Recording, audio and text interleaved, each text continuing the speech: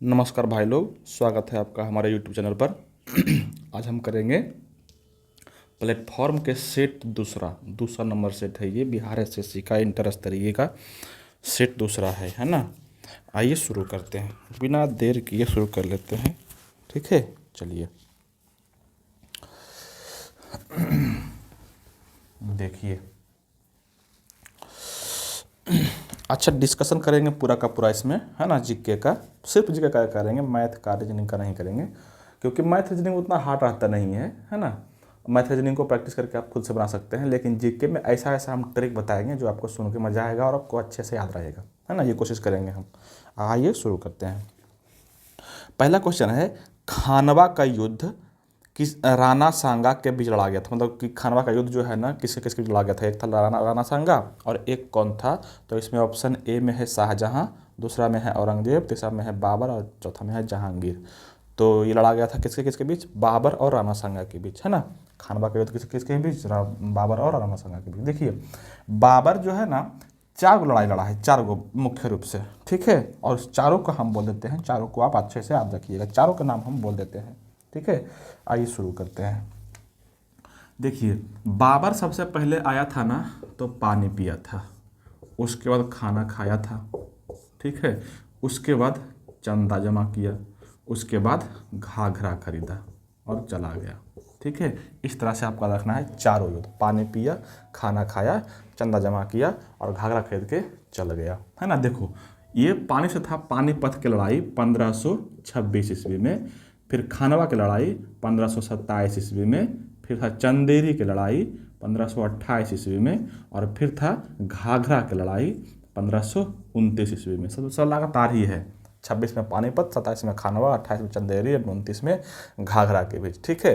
तो इस तरह से आपका देखना है चारों युद्ध, बाबर द्वारा 4 प्रमुख युद्ध। अब किसके किसके बीच लड़ा गया था, तो एक साइड तो बाबर रहेगा, मतलब एक साइड तो बाबर रहबे करेगा, है ना। और दूसरा जो था पानीपत में था इब्राहिम लोदी। लोदी वंश का जो अंतिम शासक था इब्राहिम लोदी था, है ना। इब्राहिम लोदी और बाबर के बीच हुआ था। खानवा का युद्ध तो इसमें क्वेश्चन में दिया हुआ है, राणा सांगा के बीच हुआ था, राणा सांगा के बीच हुआ था खानवा का युद्ध, है ना, 1527 में। चंदेरी का युद्ध था मेदिनी राय के साथ बाबर का, है ना। मेदिनी राय के साथ चंदेरी का युद्ध, ठीक है। और घाघरा का युद्ध जो था वो अफगान के साथ था, अफगान। अब देखो, इंडिया में अफगान कहाँ से आ गया, तो इंडिया में अफगान यहाँ से आया है कि इब्राहिम लोदी जो वहाँ पे मर गया था ना, उसी का जो वंशज अगला था वही आके यहाँ पे बगावत कर दिया था, उसी को बोला गया है अफगान। तो इब्राहिम लोदी हो गया, सिकंदर लोदी हो गया, है ना, या बहलोल लोदी हो गया, सारे लोदी जो था वो अफगान ही था, ठीक है। तो अगर आप पूछ दे इनमें से कौन अफगान शासक है, तो सारे अफगान शासक ही थे, ठीक है। तो ये सब था घाघरा का, सॉरी, चारों युद्ध, ठीक है। अब यहाँ से सवाल बनता है, थोड़ा सा अगर टेढ़ा करेगा ना सवाल, थोड़ा टफ करेगा, तो ये पूछ देगा, डेट पूछ देगा इसमें से, छोटका डेट पूछ देगा, दिन कि किस दिन लड़ा गया था। तो दिन भी आपको बताते हैं ट्रिक से। देखिए, हम बताते हैं ट्रिक कैसे होता है। जब आप पानी पिए ना, तो 21 रखना, 21 बार आप पानी पिए, है ना। 21 बार क्या किए, आप पानी पिए। मतलब कि 21 अप्रैल में, क्या रखना है, 21 अप्रैल में आप पानी पिए। कितना बार, 21 बार आप पानी पिए, 21 बार आप पानी पिए, मतलब 21 बार अप्रैल, 21 अप्रैल से हो जाएगा क्या, पानीपत का युद्ध, ठीक है। दूसरा में है ना कि 16 मिर्च खाए आप, 16 मिर्चा खा गए, मतलब कि 16 मार्च को खानवा का युद्ध था। खानवा का युद्ध कब, 16 मार्च को, ठीक है। और चंदेरी में रखना कि दोनों जन मिलकर चंदा जमा किया। क्या किया, दोनों जन, है ना, दोनों जन मिलकर चंदा जमा किया, मतलब कि 2 और 9, और जन से जनवरी, मतलब कि 2-9, मतलब कि 29 जनवरी को चंदेरी का युद्ध हुआ था, ठीक है। और घाघरा का युद्ध हुआ था 5 मई को। 5 मई कहीं पे 6 मई भी लिखा रहता है, तो 5 मई को हुआ था क्या, घाघरा का युद्ध, ठीक है। तो यहाँ से सबका डेट आपको याद रखना है अच्छे से। अगर हम बात करें बाबर के बारे में थोड़ा सा, और बाबर के बारे में बात करें, तो बाबर का जन्म हुआ था 1483 ईस्वी में, 1483 ईस्वी में, ठीक है, 1483 ईस्वी में। और 1494 ईस्वी में, 1494 ईस्वी में ये जो है ना गद्दी पर बैठ गया था। कहाँ पर गद्दी पर बैठ गया था, तो इसका नाम बहुत चर्चा में रहता है, चर्चा में इसलिए कि बहुत बार पूछा हुआ क्वेश्चन है।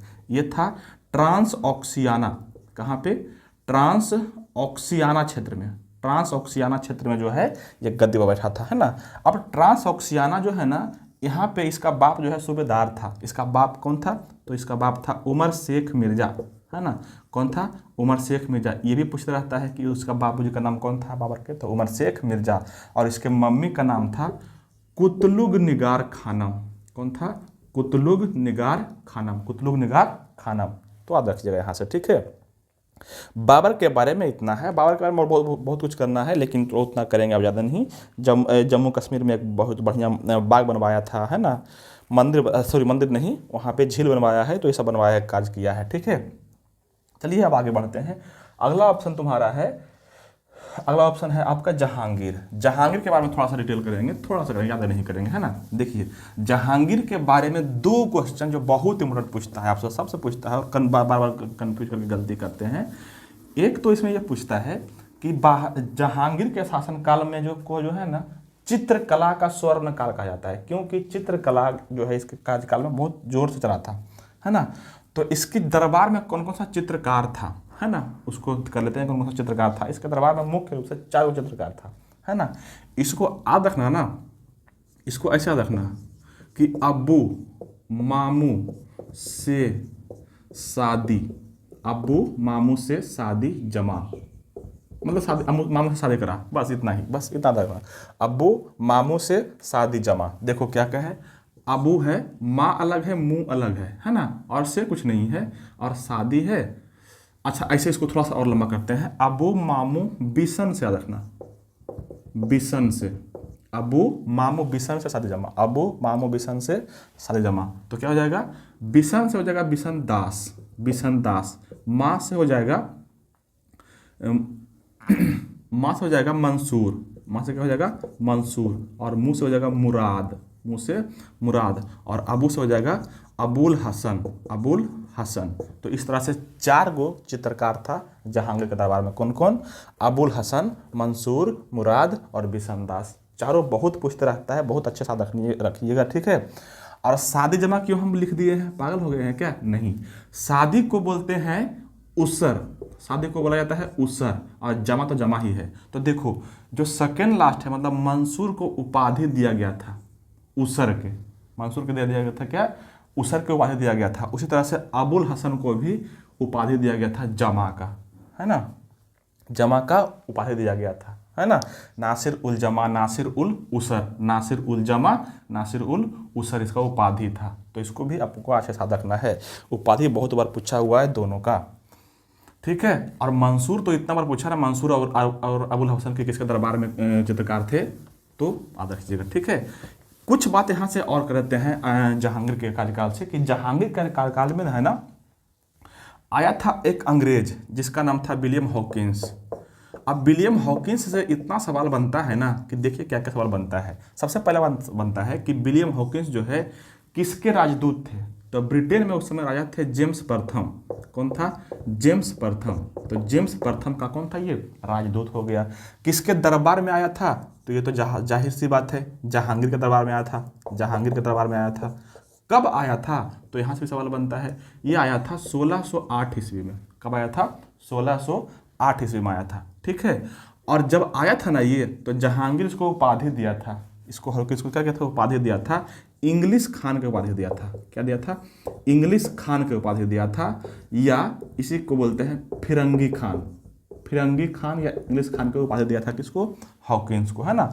और अपने दरबार में 400 मनसब दिया था इसको, 400 मनसब का के बराबर इसको इज्जत मिला था। देखो मनसब क्या होता है ना, उस समय जिसको जितना मतलब कि अथी मिलता था कमाई के रूप में, या इसको जितना इज्जत मिलता था, जितना बड़ा पद था उतना अधिक मनसब था, इसको बोल सकते हैं, है ना। तो 400 मनसब के बराबर इसको अथी मिला था पद, ठीक है, हॉकिंस से।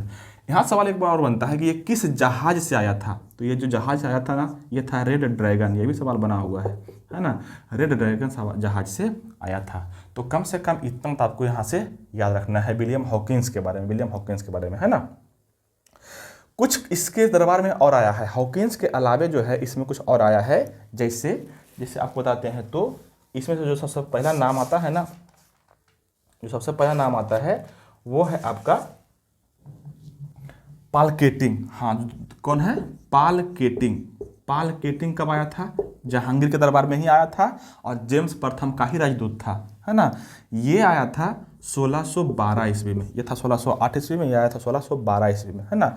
इसके अलावे विलियम एडवर्ड आया था, विलियम टैरो आया था, एक आया था टॉमस रो। ये सारे के सारे जेम्स प्रथम के ही राजदूत थे और सभी के सभी आया था किसके दरबार में? जहांगीर के दरबार में ही आया था। तो सबका रखना है। अच्छा, ये आ क्यों रहा था? ये बिजनेस अपना बिजनेस पर करने के लिए आ रहा था, कि बिजनेस इसको करने के लिए मौका दिया जाए, बिजनेस करने की अनुमति मांगने आ रहा था, है ना। और एक चिट्ठी लेकर आता था जिसको जो बोलता था कि हमको अकबर दिया है चिट्ठी, आप इसके अनुसार हमको इसके आधार पर हमको दीजिए, यहाँ बिजनेस करने का मौका दीजिए, है ना। तो अकबर का ही चिट्ठी लेकर के ये सब आ रहा था बार, है ना। और धीरे धीरे आया ही और धीरे धीरे इसको मिला ही, है ना, बिजनेस करने का मौका। चलिए आगे करते हैं, कुछ बात कर लेते हैं शाहजहां से। शाहजहां थोड़ा सा करेंगे, ज़्यादा डिटेल नहीं करेंगे। शाहजहां, है ना, शाहजहां के बारे में बात ये करना है हमको कि शाहजहां जो है गद्दी पर बैठा था 1628 ईस्वी में। 1628 ईस्वी में ये क्या हुआ था? गद्दी पर बैठा था, है ना। और 1631 ईस्वी में इसकी जो वाइफ थी मुमताज महल, जिसका नाम था क्या? इसका नाम था क्या? आरजुमंद बानो, है ना, मुमताज। इसका देहांत हो गया था 14वें बच्चे जन्मने के क्रम में, जो है इसका देहांत हो गया था, है ना। कहा जाता है कि बहुत प्यार से बनवाया था अपने लिए ताजमहल वाइफ के लिए। 14 का बच्चा इसको हुआ था, 14वां बच्चा मर गया था, सोच लो। इसका इतना ऐसा प्यार था। तो ये हुआ था क्या? हाँ, यहाँ पे मर गया था ना। तो 1631 ईस्वी में ही बनाया गया था क्या? ताजमहल यही बनना शुरू हुआ था, आगे जाके बना है। मतलब शुरू हुआ था कब? 1631 ईस्वी। तो ताजमहल कौन बनाया था? शाहजहां बनवाया था। शाहजहां बनवाया था कौन? ताजमहल, ठीक है। इसके अलावे आपको याद रखना है जो बहुत इंपॉर्टेंट पॉइंट है शाहजहां के बारे में, दिल्ली के निकट, पुरानी दिल्ली जो भी पड़ता है ना, उसी के निकट जो है शाहजहानाबाद के निर्माण करवाया था। शाहजहानाबाद शहर का निर्माण करवाया था। और आगरा से दिल्ली लाया था पहली बार राजधानी, यही ध्यान रखना, बहुत बढ़िया क्वेश्चन है। आगरा से पहली बार दिल्ली को राजधानी कौन लाया था? तो यही लाया था शाहजहां। और दिल्ली में बनवाया था क्या? दिल्ली में बनवाया है क्या? लाल किला। तो लाल किला कौन बनवाया है दिल्ली वाला? तो यही शाहजहां। इसके अलावे यहाँ से तो सवाल आसान बनता है, अगर पूछ देगा कि दीवाने आम, है ना, दीवाने आम और दीवाने खास, ये दोनों बनवाया है यही शाहजहां। दिल्ली के लाल किला के अंदर ये बना है दोनों, दीवाने आम और दीवाने खास, ये दोनों, ठीक है। तो यहाँ से कम इतना बात आपको याद रखना है, ठीक है। इसके अलावा आपको देखना है कि ये सिजदा पैबोस प्रथा जो बलबन शुरू किया था ना बहुत पहले ही, मुगल का दिल्ली सल्तनत काल में बलबन सिजदा पैबोस प्रथा को समाप्त कर दिया था, है ना। सिजदा पैबोस प्रथा को क्या किया था? समाप्त कर दिया था। और उसके जगह पे लाया था चहार तस्लीम प्रथा लाया था। और चहार तस्लीम प्रथा क्या था? 4 बार, मतलब कि दाएं हाथ को नीचे रख के उसको नमस्कार करना होता है अपने अथी को, सरकार को, मतलब कि जो वहाँ पे राजा है उसको, है ना। तो चहार तस्लीम प्रथा जो शुरू किया था बहुत बार। अच्छा, ये दरोगा में पूछा हुआ क्वेश्चन है कि चहार तस्लीम प्रथा किसने शुरू किया था? तो शाहजहां शुरू किया था। इसके अलावा तीर्थ यात्रा कर ही फिर से शुरू कर दिया था, है ना, जो अकबर बंद कर दिया था। अकबर बंद कर दिया कब? 1563 ईस्वी में ना, ये बंद कर दिया था तीर्थ यात्रा कर, लेकिन ये फिर से शुरू कर दिया था शाहजहां। तो ये सारे बात आपको देखना है। अच्छा, अकबर के शासनकाल को बोला जाता है स्वर्ण काल, है ना, जबकि शाहजहां के काल को बोला जाता है द्वितीय स्वर्ण काल। तो ये भी याद रखना है आपको, शाहजहां के कार्यकाल को क्या बोला जाता है? द्वितीय स्वर्ण काल, ठीक है। ये सारी बातें आपको अच्छे से याद रखनी है। चलिए अगला क्वेश्चन पे आते हैं, क्वेश्चन नंबर दूसरा में है कि औरंगजेब ने डैश डैश डैश की उपाधि के दौरान मुगल साम्राज्य पर शासन किया। मतलब कि औरंगजेब जो है किस पीरियड में शासन किया है ना। आइए बात करते हैं, थोड़ा सा बात करेंगे औरंगजेब के, और थोड़ा सा बात करेंगे। देखो भाई, औरंगजेब की अगर बात करते हैं तो ये 1658 से, कब से? 1658 से 1707 ईस्वी तक जो है गद्दी पर बैठा है। 1658 से 1707 ईस्वी तक। ऑप्शन नंबर क्या हो जाएगा? ऑप्शन नंबर सी हो जाएगा इसका राइट आंसर, सी, ठीक है। अब देखिए 1657 में क्या हुआ, इससे पहले जो है शासक था कौन, शाहजहां। शाहजहां 1657 में बीमार पड़ जाता है ना। और जब भी ये बीमार पड़ा तो शाहजहां के 4 गो बेटा था, उसमें से यही था औरंगजेब एक, है ना, और जो बहुत महत्वपूर्ण है शाह शुजा था, है ना।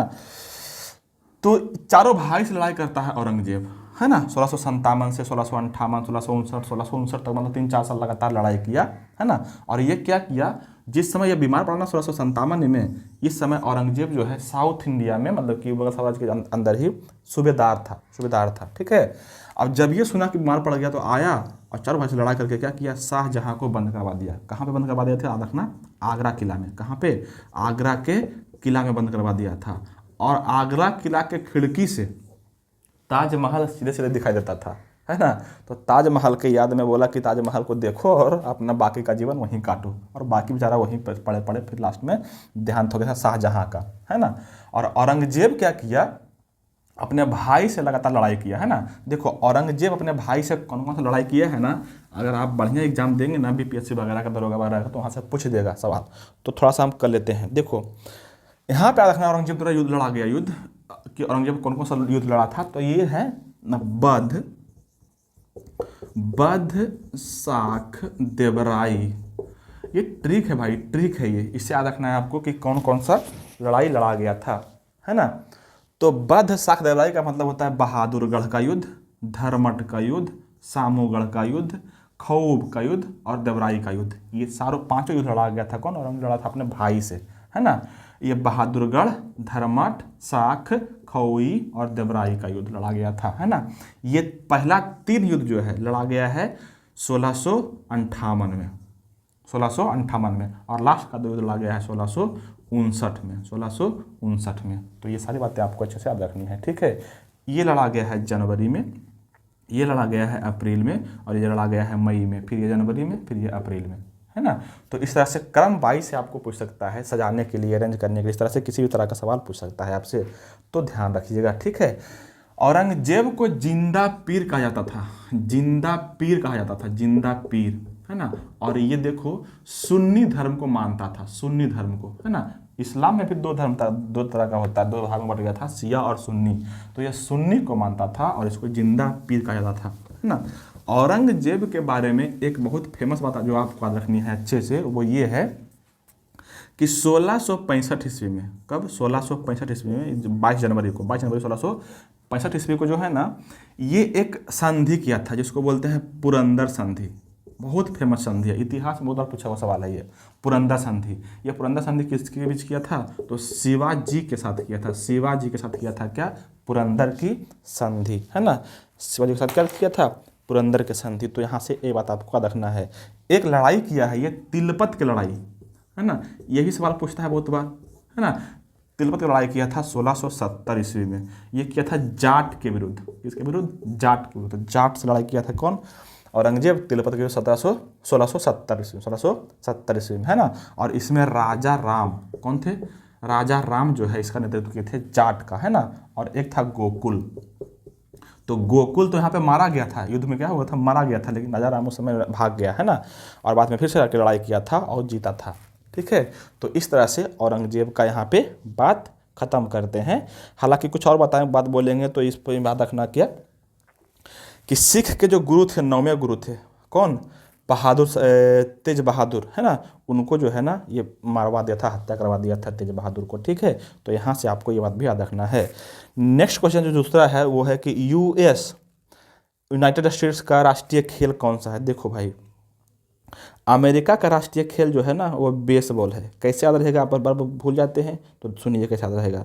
अमेरिका का बेस प्राइस जो है ना दुनिया में सबसे अधिक है, अमेरिका का बेस प्राइस जो है ना दुनिया में सबसे अधिक है। तो वहाँ से याद रख सकते हैं आप क्या, बेसबॉल जो है अमेरिका का राष्ट्रीय खेल है। अगर पूछिए भारत क्या, तो हॉकी। पाकिस्तान के क्या है, तो हॉकी। इंग्लैंड का क्या है, तो क्रिकेट। ऑस्ट्रेलिया का क्या है, तो क्रिकेट। ब्राज़ील का क्या है, तो फुटबॉल। फ्रांस का क्या है, तो फुटबॉल, है ना। बांग्लादेश का क्या रहेगा, बांग्लादेश का रहेगा क्या, ये कबड्डी, है ना। बांग्लादेश का क्या रहेगा, कबड्डी। अगर आपसे पूछते हैं भूटान का, तो रहेगा क्या, भूटान का रहेगा तीरंदाजी। अगर आपको पूछते हैं कि इसका चीन का, चीन का बहुत बार पूछा हुआ क्वेश्चन है, चीन का क्वेश्चन बहुत बार पूछा हुआ है, टेबल टेनिस है ना। और अगर पूछ दे आपको इंडोनेशिया और मलेशिया का तो बोलना बैडमिंटन। अगर आज तो आपसे पूछा कनाडा का तो बोलना क्या, आइस हॉकी है ना। तो इस तरह से कुछ कुछ देश का जो बहुत इंपॉर्टेंट है ना वो आपको अच्छे से याद रखना है प्रॉपर तरीके से, ठीक है। क्वेश्चन नंबर 4 में आते हैं और क्वेश्चन नंबर 4 में है कि भारतीय संविधान के निम्नलिखित अनुच्छेदों में से कौन सा राष्ट्रीय अनुसूचित जाति आयोग से संबंधित नहीं, अनुसूचित जाति आयोग से संबंधित है ना। तो इसका आंसर हो जाएगा 338, अनुच्छेद 338 जो है ना राष्ट्रीय अनुसूचित जाति आयोग से संबंधित है ना। अब देखो यहाँ पे हम बताएंगे 4-5 गो आर्टिकल जो बहुत बार पूछा हुआ क्वेश्चन है और इसी से संबंधित है। देखिए, एक तो आर्टिकल है 338 जो आपका ऑप्शन का आंसर है ना, 338। और एक है 338 का ही एक बोलेंगे हम, फिर बोलेंगे 339 में क्या है, फिर बोलेंगे 340 में क्या है, फिर बोलेंगे 41 में क्या है, फिर बोलेंगे 42 में क्या है, मतलब 340, 40, 41, 42 है ना। तो यहाँ से 5-6 को आर्टिकल आपको याद रखना है अच्छे से। सुनिए, 338 में जो है वो एससी एक्ट के एससी आयोग की चर्चा करता है। एससी आयोग मतलब अनुसूचित जाति आयोग। फिर 338 के ए में या 338 के का में एसटी आयोग के बारे में चर्चा है, मतलब कि अनुसूचित जनजाति आयोग के बारे में है ना। 339 में क्या है, एससी और एसटी क्षेत्र का वर्णन है, एससी और एसटी का क्षेत्र का वर्णन है। और 340 में जो है ना लोअर क्लास का वर्णन है, मतलब कि ओबीसी टाइप जो लोग होता है ना उसका वर्णन है, ठीक है। 340 में 341 में है एससी मतलब कि अनुसूचित जाति का वर्णन है। यहाँ पे देखो अनुसूचित जाति आयोग था और यहाँ पे अनुसूचित जाति का वर्णन है, उसी तरह से यहाँ पे अनुसूचित जनजाति का वर्णन है, एसटी का वर्णन है ना। तो यहाँ से कम याद रखना है ना। और 343 में अगर जानेंगे तो थोड़ा अलग हो जाएगा, यहाँ से शुरू होता है भाषा, आपका लैंग्वेज है ना, लैंग्वेज शुरू हो जाता है। तो यहाँ से आपको ये सारी बातें आपको याद रखना है अच्छे से, ठीक है। क्वेश्चन नंबर 5 में आते हैं कि भारत की आकस्मिकता निधि का संरक्षक कौन होता है। देखो भाई, भारत की आकस्मिक निधि का संरक्षण जो होता है राष्ट्रपति के पास होता है। कैसे बोलेंगे हम, इसलिए ना कि लोकसभा का संसद का लोकसभा हो या राज्यसभा हो, दोनों नाक रगड़ के मर जाएगा ना तब भी उससे 1 रुपया भी नहीं निकाल सकता है, तब तक जब तक कि उस पर राष्ट्रपति अपना साइन नहीं कर दे। राष्ट्रपति ये साइन करेंगे तभी उससे पैसा निकाल सकता है। तो वास्तविक संरक्षण कौन हो गया, राष्ट्रपति को माना जाता है, ठीक है ना। अगर हम बात करें आकस्मिक निधि का वर्णन कहाँ पे है, तो आकस्मिक निधि का वर्णन हमारे संविधान में अनुच्छेद 267 मतलब कि 267 में है, 267 में। और 266 में संचित निधि का वर्णन है। ध्यान से सुनिए, आकस्मिक निधि 267 और संचित निधि 266 में है, ठीक है। अगर आपसे पूछते बजट तो यह है बजट कहाँ पे, 112 में, अनुच्छेद 112 में, ठीक है। धन विधेयक की चर्चा कहाँ पे है, तो अनुच्छेद 110 में, अनुच्छेद 110 में धन विधेयक या वित्त विधेयक, ठीक है। इसी से संबंधित पूछता है आपको क्या, विनियोग विधेयक ये कहाँ पे है, अनुच्छेद 114 में, अनुच्छेद 114 में। एक पूछता है लेखानुदान कहाँ पे है, तो 116 में है लेखानुदान, है ना। तो ये सारे क्वेश्चन आपको यहाँ से याद रखना है। आगे करते हैं क्वेश्चन नंबर 6। क्वेश्चन नंबर 6 में है कि भारतीय राष्ट्रीय कांग्रेस का लाहौर अधिवेशन कब आयोजित किया गया था, जहां बैठक में उपस्थित सभी ने 26 जनवरी को स्वतंत्रता दिवस के रूप में मनाने का संकल्प लिया था। देखो इसका आंसर जो होगा वो होगा 31 दिसंबर 1929 ईस्वी। 31 दिसंबर 1929 ईस्वी को लाहौर अधिवेशन में जो है क्या किया था, स्वतंत्रता दिवस मनाने की घोषणा किया था। और इसी दिन मतलब कि 1929 को ही क्या हुआ था, पूर्ण स्वराज की मांग किया गया था। ये बात याद रखना अच्छे से, पूर्ण स्वराज की मांग किया गया था और पूर्ण स्वराज प्रस्ताव पारित किया गया था जवाहरलाल नेहरू के द्वारा। बढ़िया याद रखना इसको, है ना। जवाहरलाल नेहरू इसके अध्यक्ष किए थे, ठीक है, 1929 में। आगे बढ़ते हैं, अगर इसमें ऑप्शन में देखते हैं तो 1935 में जो है ना कोई अधिवेशन नहीं हुआ है। 1936 में जो अधिवेशन हुआ है वो हुआ है लखनऊ में। 36 में कहाँ पे होगा, लखनऊ में। उसके बाद 37 में आते हैं तो 37 का जो अधिवेशन हुआ है वो हुआ है फैजपुर में। कहाँ पे, फैजपुर में।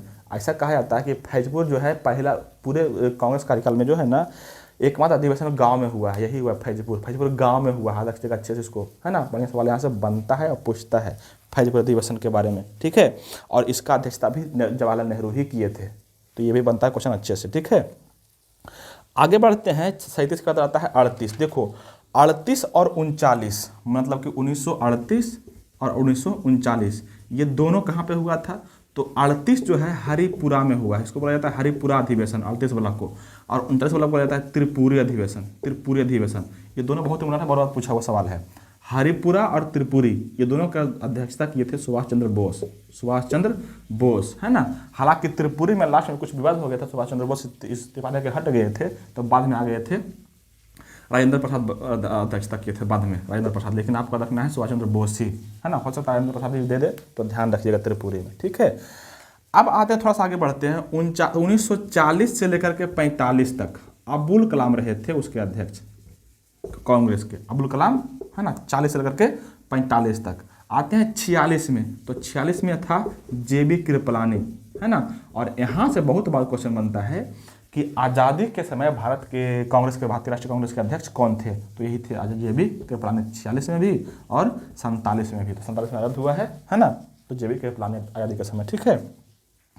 आज़ादी के बाद अगर आपसे पूछते 48 में, है ना, तो 48 में अधिवेशन हुआ था, कहाँ पे, ये हुआ था जयपुर में, है ना, जयपुर में। और इसके अध्यक्षता किए थे पट्टाभी सीतारमैया। कौन किए थे, पट्टाभी सीतारमैया। 49 में कोई अध्यक्षता नहीं हुआ है भाई, ये हुआ है 50 में। एक 1950 में अंतिम हुआ है, जो नाश दिया था, नाश के बाद खत्म हो गया कांग्रेस का अधिवेशन, नासिक में हुआ था, और ये किया था पुरुषोत्तम दास टंडन की अध्यक्षता में। तो यहाँ से याद रखना है ये सारे, ठीक है। अच्छा, तो हम कई सारे अध्यक्षता बोल सकते हैं, कम से कम याद रखिएगा।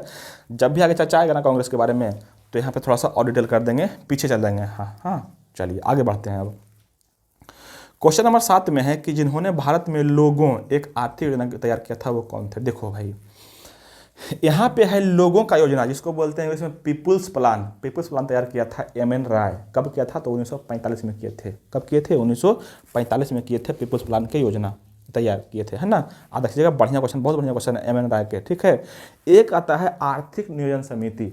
आर्थिक नियोजन समिति जो आया है वो आया है 1947 में, और ये लाया सबसे पहली बार जो लाया था ना, ये लाया था डॉक्टर विश्वेश्वरैया के द्वारा। डॉक्टर विश्वेश्वरैया कौन थे, भारत के बहुत बड़ा इंजीनियर थे, बहुत बड़ा इंजीनियर थे। सोच लो, इतना बड़ा इंजीनियर थे कि भारत का जो भाखड़ा डैम है, डैम जो है ना, उसको यही किए थे, बनवाए, इंजीनियरिंग उसमें यही किए थे, है ना। सोच लो, इतने बड़े डैम थे, और इतने बड़े इंजीनियर थे। और इनके ही जन्म दिवस पर हम लोग मनाते हैं इंजीनियर्स डे 15 सितंबर को, है ना। अब देखिएगा 15 सितंबर को क्या इंजीनियर्स डे, किसके जन्मदिन पर, विश्वेश्वरैया जी के जन्मदिन पर, ठीक है। अच्छा, इसी में एक और क्वेश्चन है जयप्रकाश नारायण। जयप्रकाश नारायण जो है ना, सर्वोदय योजना शुरू किए थे 1950 में, सर्वोदय योजना शुरू किए थे। और सी.डी. देशमुख जो है भारत के भारतीय बैंक के, जिसको बोलते हैं आरबीआई के पहले भारतीय गवर्नर थे। भारतीय गवर्नर पहली बार बने थे ये 1943 ईस्वी में, 1943 में। कौन नियुक्त किया था, तो उस समय तो हम लोग गुलाम थे, तो ब्रिटिश लोग ही उनको नियुक्त किया था। तो ये सारी बातें यहाँ से याद रखनी है ना। अगर कुछ बात थोड़ा सा एक्स्ट्रा बताते हैं हम यहाँ पे, तो आप देखिएगा, एक था बॉम्बे प्लान। बॉम्बे प्लान जो है ना 1944 में शुरू किया गया था, बॉम्बे प्लान। और ये किया था कौन, आरदेसर दलाल किए थे, आरदेसर दलाल, है ना। ये बहुत फेमस क्वेश्चन पूछता है कि बॉम्बे प्लान कौन शुरू किया गया था, तो कौन किया था, तो आरदेसर दलाल के द्वारा शुरू किया गया था। और ये कौन शुरू किए थे, कब शुरू किया था, तो 1944 में। मुंबई के 8 उद्योगपतियों द्वारा ये शुरू किया गया था, मुंबई के 8 उद्योगपतियों द्वारा ये शुरू किया गया था, ठीक है। तो यहाँ से बात रखना है ना। चलिए अब आगे बढ़ते हैं, या तो ज़्यादा करेंगे तो फिर ज़्यादा लंबा हो जाएगा। अगला क्वेश्चन है 8 नंबर क्वेश्चन में कि संयुक्त राष्ट्र द्वारा पर्यावरण एवं विकास पर रियो घोषणा की मंजूरी किस वर्ष दी गई था। देखो, अब रियो घोषणा रहे चाहे पर्यावरण से संबंधित बात रहे, इसका हम एक ही ट्रिक बताएंगे, और एक ही ट्रिक में आपका पूरा का पूरा लगभग कवर हो जाएगा। जितना भी इस तरह का सम्मेलन हुआ है ना, सारे सारे आ जाएगा उसमें। लेकिन बढ़िया से सुनिए पहले, आप मज़ा आएगा आपको। एक बार पढ़ लीजिएगा ना इस ट्रिक को, तब आपको मज़ा आ जाएगा। देखिए, आपको याद क्या रखना है, आपको रखना है ना कि होम का पर्यावरण देखकर, होम का पर्यावरण देखकर, सुनते जा रहा, मजा आएगा। होम का पर्यावरण देखकर समुद्र में हिल गया। कहाँ हिल गया, समुद्र में हिल गया, ठीक है। होम का पर्यावरण देखकर समुद्र में हिल गया। और जब समुद्र में हिल ही गया तो समुद्र का क्या किया, कचरा साफ कर दिया। समुद्र में कचरा हो गया था ना, उसको साफ कर दिया, है ना। तो क्या किया, कचरा साफ कर दिया, है ना। सुनते जाओ। और जब देखो समुद्र में हिल गया, कचरा साफ कर दिया, तो उसमें क्या हो गया, बीमार पड़ गया। क्या हो गया, बीमार हो गया, है ना, बीमार हो गया। और बीमार होगा क्यों नहीं भाई, होगा क्यों नहीं, बस इतना सा आपको रखना है ट्रिक। देखो क्या है, होम का पर्यावरण देखकर समुद्र में हिल गया, कचरा साफ किया और बीमार हो गया। क्यों ना होगा, क्यों नहीं होगा, आधा ना, क्यों नहीं होगा, बस क्यों नहीं होगा, बस इतना सा, बस सिंपल सेंटेंस है। देखो अब क्या क्या, इसमें बहुत मजेदार ट्रिक है, बहुत एकदम बहुत क्वेश्चन पूछता है, जल्दी बनेगा नहीं। देखो पर्यावरण सम्मेलन जो पहली बार हुआ है, पर्यावरण सम्मेलन, ये हुआ है 1972 में। कब हुआ है, 1972 में। और ये कहाँ पे हुआ है, तो ये हुआ होम साधना होम स्टॉक में हुआ है। कहाँ पे, होम स्टॉक में हुआ है। ये बात यहाँ से रख जाएगा, पर्यावरण सम्मेलन कहाँ पे पहली बार, 1972 में, होम स्टॉक में। दूसरा सुनो, हेल से रखना हेलसिंकी, हेल से क्या रखना, हेलसिंकी जो है ना, हेलसिंकी में एक सम्मेलन हुआ था जिसमें समुद्र के पर्यावरण के बारे में बात किया गया था कि समुद्र के पर्यावरण खराब हो गया, उसको साफ करना है। तो समुद्री पर्यावरण के बारे में बैठक कहाँ पे हुआ है, हेलसिंकी में हुआ है। और ये हुआ है 1974 ईस्वी में। कब, 1974 में। समुद्री पर्यावरण के बारे में बैठक कहाँ पे, हेलसिंकी में। ठीक है, सवाल सब आपसे ऐसे पूछ सकता है कि हेलसिंकी सम्मेलन कब हुआ है, तो 1974 में। हेलसिंकी सम्मेलन का संबंध किससे है, तो पर्यावरण समुद्र पर्यावरण से, समुद्री पर्यावरण से। ठीक है, समुद्री पर्यावरण से। तीसरा है कचरा साफ किया। ये जो है ना, समुद्री कचरे की सफाई से संबंधित सम्मेलन है, समुद्री कचरे की सफाई से संबंधित सम्मेलन है। और ये हुआ है 1975 ईस्वी में। कब हुआ, 1975 ईस्वी में। ये कहाँ पे हुआ है, ये लंदन में हुआ है। तो ये सारी बात आपको रखना है। ठीक है, और बीमार में देखो, जब बीमार पड़ गया ना, इसमें 3 गो है। एक है वियना, दूसरा है मॉन्ट्रियल, माँ से हो जाएगा क्या, मॉन्ट्रियल, मॉन्ट्रियल सर कनाडा पड़ता है, और रा से हो जाएगा रियो। बहुत इंपॉर्टेंट, बहुत यहाँ से बनता है, 3-4 सवाल है ना। और क्यो से है क्योटो, क्योटो एक शहर जापान में, क्योटो प्रोटोकॉल जो सुने होंगे, क्योटो प्रोटोकॉल। और नए से होता है नैरोबी, नैरोबी सम्मेलन, है ना, केन्या के राजधानी नैरोबी, यहाँ पे सम्मेलन हुआ था। अब देखिए, ये हुआ है, यहाँ 75 हो गया, यहाँ पे आ गया, ये हुआ है 1982 में। ठीक है, और ये हुआ है 87 में, ये हुआ है 92 में, ये हुआ है 97 में, और ये भी 97 में। ठीक है, दिख रहा होगा आपको, ठीक है, दिख रहा है ना।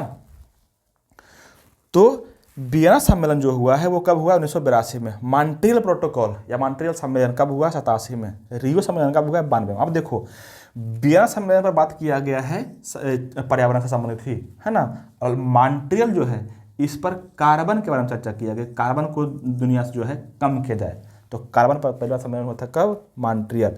और रियो सम्मेलन जो हुआ है, इसी को बोला जाता है पृथ्वी सम्मेलन भी बोला जाता है। इसको क्या बोला जाता है, पृथ्वी सम्मेलन भी बोला जाता है ना, क्योंकि पृथ्वी के साफ सफाई के बारे में सब चर्चा किया गया था, रियो सम्मेलन, है ना। रियो डी जेनेरियो, ब्राजील में एक शहर पड़ता है ना, रियो डी जेनेरियो, वहीं पे हुआ था ये रियो सम्मेलन। ठीक है, और एक है क्योटो, क्यों से याद है ना, क्या, क्योटो, क्योटो जो जापान में शहर पड़ता है, क्योटो प्रोटोकॉल। क्योटो प्रोटोकॉल में कार्बन से संबंधित बात किया गया था कि कार्बन उत्सर्जन को कम करना है। किसी देश में बहुत सारा फैक्ट्री है, किसी देश में बहुत सारा ऑटोमोबाइल चल रहा है ना, तो उससे जो है कार्बन निकलता है ना, उसको कम करने के लिए कहा गया था क्योटो प्रोटोकॉल में। क्योंकि कार्बन से क्या होता है, टेम्परेचर बढ़ता है, टेम्परेचर से ग्लेशियर पिघलता है, ग्लेशियर पिघलेगा तो क्या होगा, जो समुद्री इलाका है वहाँ पर क्या हो जाएगा, बाढ़ आएगा, खत्म हो जाएगा वो, है ना। और नैरोबी में जो हुआ था, इसमें पर्यावरण से संबंधित कार्यक्रम हुआ था, नैरोबी सम्मेलन। कहाँ पे, 97 में। तो ये सारे सम्मेलन याद रखिएगा, इससे फालतू जो है ना सम्मेलन जल्दी आपको नहीं मिलेगा, ये मेरी गारंटी है। अगर मिलता है आपको तो जो बताइएगा कमेंट में कि यहाँ से सवाल पूछा है। हाँ, और भी सम्मेलन है, हम ये नहीं बोले कि और नहीं है, लेकिन इतना आप करिएगा तो कम से कम कुछ तो बहुत राहत मिल जाएगा आपको कि जल्दी छूटेगा क्वेश्चन नहीं। और हमको लगता है कि नहीं छूटेगा, जितना हमको आइडिया है ना। एक बार सिर्फ इसको याद रखिएगा अच्छे से। 7-8 को तो इसमें आ ही गया, 7-8 को सम्मेलन इसमें आ ही गया है ना। चलिए क्वेश्चन नंबर नेक्स्ट में करते हैं। नेक्स्ट में देखो जो अभी बताए हैं ना, उसी संबंधित सवाल पूछ दिया है फिर से। देखो क्वेश्चन नंबर 9 में है कि यूएन पर्यावरणीय गतिविधियों का समन्वय करने वाला अंतर्राष्ट्रीय संगठन कौन सा है। देखो यूएन पर्यावरण आ गया ना, पर्यावरण कौन, वही वाला जो बता रहे थे कि होम का पर्यावरण देख के, वही ना था 1972 में। तो यही है UNEP है ये, है ना, जो सवाल दिया है ना यूएन पर्यावरण वाला, तो UNEP है। इसका आंसर क्या हो जाएगा, आंसर हो जाएगा डी नंबर ऑप्शन, संयुक्त राष्ट्र पर्यावरण कार्यक्रम UNEP, इसको बोलते हैं यूनाइटेड नेशंस एनवायरनमेंट प्रोग्राम, है ना। यही है, ये देखो यही सवाल बना हुआ है 1972 वाला। कहाँ पे हुआ था? स्टॉकहोम में, जो होम बोले थे। ठीक है, चलिए नेक्स्ट में आते हैं। अच्छा, इसका अगर पूछ लिया आपका इसका UNEP का हेडक्वार्टर कहाँ पे, मुख्यालय कहाँ पे है, तो बोलना वाशिंगटन DC में है, अमेरिका के वाशिंगटन DC में है। ठीक है, नेक्स्ट क्वेश्चन है कि भारत के पूर्वी तट में ज़्यादातर किस प्रकार की मिट्टी पाई जाती है? तो देखो भाई, भारत के पूर्वी तट में जो है ना सबसे अधिक पाया जाता है जलोढ़ मिट्टी। अब बोलेगा क्यों? अच्छा, ये क्वेश्चन बताने की जरूरत नहीं है, ये आपको समझना चाहिए अच्छे से। देखिए, भारत का जो आकार है प्रायद्वीपीय क्षेत्र का, ये कैसे है? इस तरह से है ना। यहाँ पे है क्या? पश्चिमी घाट। तो पश्चिमी घाट से अधिकतर नदियाँ जो निकलती है ना, पूरब में जाके गिरता है। जैसे कृष्णा हो गया, कावेरी हो गया, गोदावरी हो गया, तुंगभद्रा हो गया, ये सारा कहाँ पे गिरता है? इधर जाके गिरता है। तो जहाँ पे नदियाँ जा रही है, इधर क्षेत्र में जा रहा है नदियाँ, यहाँ पे गिर रहा है ना यहाँ पे, तो यहाँ पे जो नदी लेके जाके अपने साथ काट लेके जाएगा, है ना। तो नदी जहाँ पे बाढ़ वगैरह लाता है, वहाँ पे क्या होता है? जलोढ़ मिट्टी होता है ना। तो यहाँ से क्या हो जाएगा? जलोढ़ मिट्टी, इसका राइट आंसर हो जाएगा। नेक्स्ट में है बारी दोआब के बीच का क्षेत्र है, मतलब कि बारी दोआब जो है किसके किसके बीच का क्षेत्र है? तो बारी, देखो दोआब भारत में मुख्य रूप से 4 प्रकार के हैं। अब चारों हम बोलते हैं, चारों आपको याद रखना है। कौन कौन सा बारी है? दोआब है। तो दोआब जो है ना भारत में 4 प्रकार का मिलता है आपको, है ना। दोआब कौन कौन सा? देखिए, एक है बारी जो आपके क्वेश्चन में पूछा हुआ है, दूसरा है बिष्ट दोआब, है ना, तीसरा है रेच दोआब, और चौथा है जेच दोआब, है ना। इस तरह से 4 दोआब है, बारी दोआब, बिष्ट दोआब, रेच दोआब, जेच दोआब। देखो, बा से देखना ब्यास और री से रावी, मतलब कि ब्यास और रावी के बीच है बारी दोआब, और बी से देखना ब्यास और सा से सतलज, मतलब कि ब्यास और सतलज के बीच है कौन? बिष्ट दोआब। ठीक है, यह है रेच, मतलब कि रावी और चिनाब के बीच है रेच दोआब, और यहाँ पे है जेच, मतलब कि झेलम और चिनाब के बीच है जेच दोआब। तो इस तरह से इसका नाम में ही इसका नदी का नाम छुपा हुआ है, तो नाम को देखना है। आपका क्वेश्चन था बारी, मतलब ब्यास और सतलज, कौन हो जाएगा? मतलब कि ऑप्शन नंबर डी हो जाएगा इसका राइट आंसर। ठीक है, सॉरी बारी है ना, तो ब्यास और रावी हो जाएगा, ब्यास और रावी। ठीक है, चलिए नेक्स्ट में आइए क्वेश्चन नंबर 12। कोलकाता बंदरगाह किस नदी पर स्थित है? देखिए, कोलकाता बंदरगाह कहाँ पे है? ये कोलकाता बंदरगाह जो है हुगली पर है ना। कोलकाता बंदरगाह कहाँ पे है? हुगली पर। अब आइए थोड़ा सा कर लेते हैं हुगली के बारे में। हुगली में देखो, तो अगर हम इसमें बात करें कि महानदी के बारे में, तो महानदी पर जो है ना, आप देखिएगा बहुत बढ़िया जो है बांध है। कौन कौन सा? सबसे जो इम्पोर्टेंट है वो है कौन? हीराकुंड सबसे बढ़िया कौन है? हीराकुंड। इसके अलावा तिरकपाड़ा है एक, है ना, एक है कौन महानदी पर? तिरकपाड़ा, ये बांध है भाई, बांध है। कहाँ पे है? इस पे, है ना। और एक और रखना बरोज बांध भी महानदी पर ही है, बरोज बांध, है ना। बैराज अलग है, देखना बैराज अलग है, बरोज बांध पूछेगा तो महानदी पर ही है, उड़ीसा में बहता है जनरली महानदी। ठीक है, तो अच्छे से इसको याद रखना है। ठीक है, अब देखिए, अगर आपसे पूछ दे महानदी के बारे में कि महानदी का सहायक नदी कौन है? सहायक नदी इतना कंफ्यूज करता है ना, क्योंकि एक नदी का पंचो रहता है सहायक नदी, है ना। तो यहाँ से देखिएगा, एक है शिवनाथ, एक है कौन? शिवनाथ, दूसरा है ब्राह्मणी, दूसरा है कौन? ब्राह्मणी, तीसरा है लीलावर, तीसरा है कौन? लीलावर, और चौथा जो है वो है मनियारी, है ना, मनियारी। कम से कम इस 4 नदी का नाम याद रखिएगा कि ये जो है ना महानदी का सहायक नदी है। शिवनाथ, ब्राह्मणी, लीलावर और मनियारी है ना। तो इस तरह से आपको याद रखना है महानदी के बारे में सारे बात। ठीक है, अब आइए आगे करते हैं, याद करेंगे तो दिक्कत हो जाएगा। अच्छा, यहाँ पे थोड़ा सा बोल देते हैं गोदावरी के सहायक नदी के बारे में। गोदावरी की सहायक नदी कौन कौन है? बताए थे ट्रिक से, कौन कौन? पेन वेन प्राण पूर्ण सब पार हित है ना। क्या बोले थे? पेन वेन मान इंद्र सब प्राण पूर्ण है, मतलब कि पेन गंगा, बेन गंगा, सबरी, प्राणहिता, पूर्णा नदी, सबरी नदी, है ना। ये सारे कहाँ पे है? ये सारे कहाँ पे है? सहायक नदी है किसकी? तो गोदावरी के। ठीक है, आज देखिएगा, सब मजा आएगा आपको। ठीक है, अब ज़्यादा नहीं करेंगे, गंगा करेंगे तो बहुत लंबा हो जाएगा। क्वेश्चन नंबर 13 में है कि इनमें से कौन सा भारतीय राज्य शीर्ष 5 वन आच्छादित प्रदेशों में शामिल नहीं है? तो देखो, पंजाब में इनमें से सबसे कम क्षेत्र है, पहाड़ी क्षेत्र है ना। तो पंजाब इसका हो जाएगा नहीं, तो इसका अगर आपसे पूछ दे कि सबसे अधिक वन कहाँ पे है, तो बोलना क्षेत्रफल के हिसाब से मध्य प्रदेश। कहाँ पे? क्षेत्रफल के हिसाब से मध्य प्रदेश। अगर पूछते परसेंटेज में, तो परसेंटेज बोलना मिजोरम, है ना। मिजोरम में लगभग 82% के आसपास जंगल है। ठीक है, नेक्स्ट क्वेश्चन 14 नंबर क्वेश्चन में है कि सिंधु और गंगा नदी प्रणालियों के बीच जल विभाजन का कौन सा शहर स्थित है। देखो देखो सिंधु और गंगा नदी का जल विभाजन जो है ना क्षेत्र, वो है अम्बाला, अम्बाला शहर है, ठीक है। और नेक्स्ट में जो है निम्नलिखित में से कौन सा त्यौहार असम में मनाया जाता है, तो असम में मनाया जाता है रोंगकर त्यौहार। असम में कौन त्यौहार है, रोंगकर त्यौहार, रोंगकर, ठीक है, रोंगकर त्यौहार। अब देखो असम में जितना भी त्यौहार मनाया जाता है सब के बारे में हम थोड़ा थोड़ा जानकारी लेते हैं, सब के बारे में, है ना। थोड़ा सा तो मजाक करना ही पड़ेगा, ठीक है। एक तो गंगा को छोड़ दिए, जो बहुत बढ़िया बढ़िया क्वेश्चन बनता है गंगा को, गंगा से बताएंगे, कभी आगे क्वेश्चन आ गए ना तो गंगा पर बताएंगे ट्रिक। देखिए सबसे पहले असम में कौन कौन सा होता है, तो असम में होता है सबसे जो फेमस त्यौहार है वो है बिहू। असम का जो सबसे फेमस त्यौहार कौन है, बिहू। अब बिहू जो है यहाँ पे 3 टाइप के होता है। बिहू कौन सा टाइप करता है, 3 टाइप के, तो तीनों सवाल बनता है ना। कौन कौन होता है, देखो एक होता है भोगली, एक होता है भोगली, एक होता है रोगली और एक होता है कोगली, कोगली, है ना। कौन कौन हो गया, भोगली बिहू, रोगली बिहू, कोगली बिहू, भोगली बिहू, रोगली बिहू, कोगली बिहू। कोगली बिहू का एक और नाम है काटी बिहू भी कहते हैं इसको, काटी बिहू भी कहते हैं, है ना, काटी बिहू। और भोगली बिहू का एक और नाम है माघ बिहू, माघ बिहू भी इसको कहते हैं, माघ बिहू भी इसको कहते हैं, है ना। और ये जो बहुत फेमस है रोगली, इसको बिहाग बिहू भी कहते हैं, बिहाग बिहू। तो ये तीनों एक ही सब अलग नाम है ना, माघ बिहू या भोगली बिहू, इसको रोगली बिहू या बिहाग बिहू, इसको कोगली बिहू या काटी बिहू, ये सब है। अब यहाँ सवाल बनता है, तो यहाँ सवाल बन जाएगा कि कहाँ पे होता है, तो असम में होता है ना। अब यहाँ से कुछ सवाल और बनता है, थोड़ा सा टेढ़ा पूछेगा सवाल, डीप पूछेगा तो पूछेगा जो ये जो है जनवरी के महीना में होता है। कब होगा, जनवरी के महीना में। और इसमें जो है ना फसल कटाई के उत्सव पर होता है। तो सवाल यहाँ से भी बनता है कि इनमें से कौन सा महोत्सव जो है फसल कटाई के उत्सव मनाया जाता है, तो कौन सा, ये दोनों नहीं कर देना, यही वो होगा इसका राइट आंसर, ठीक है। कौन, भोगली बिहू, भोगली बिहू या माघ बिहू, है ना। रोगली बिहू में जो है ना गाय की पूजा की जाती है, गाय की पूजा की जाती है। तो यहाँ से रखना कि गाय की पूजा किसमें की जाती है, रोगली बिहू में या बिहाग बिहू। बिहाग बिहू बहुत फेमस क्वेश्चन है, बार बार पूछा हुआ सवाल है, ठीक है।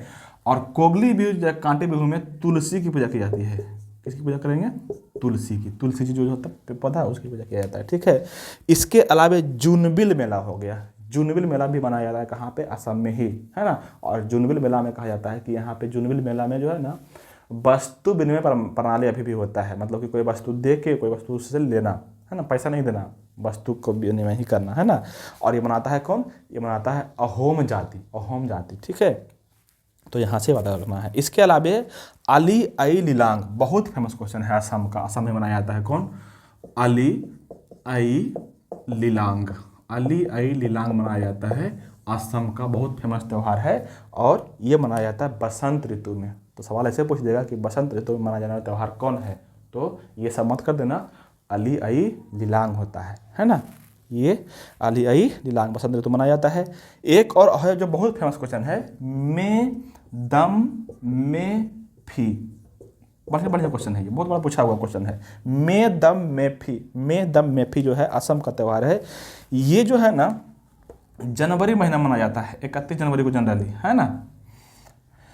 और इसमें जो है ना आप पूर्वज की पूजा की जाती है, पूर्वज लोगों की पूजा की जाती है, अपने पूर्वज जैसे हम अपने पूर्वज की पूजा करेंगे, है ना। तो मेदम मेफी अरुणाचल सॉरी असम में मनाया जाता है और इसमें पूजा किया जाता है किसका, अपने पूर्वज का, अपने पूर्वज का, ठीक है। इसके अलावे हो गया वही आपका जो क्वेश्चन में दिया हुआ था रोंगकर, रोंगकर, रोंगकर जो है मनाया जाता है कहाँ पे, असम में ही, असम में ही, है ना, रोंगकर। और इसमें 12 देवताओं की पूजा की जाती है।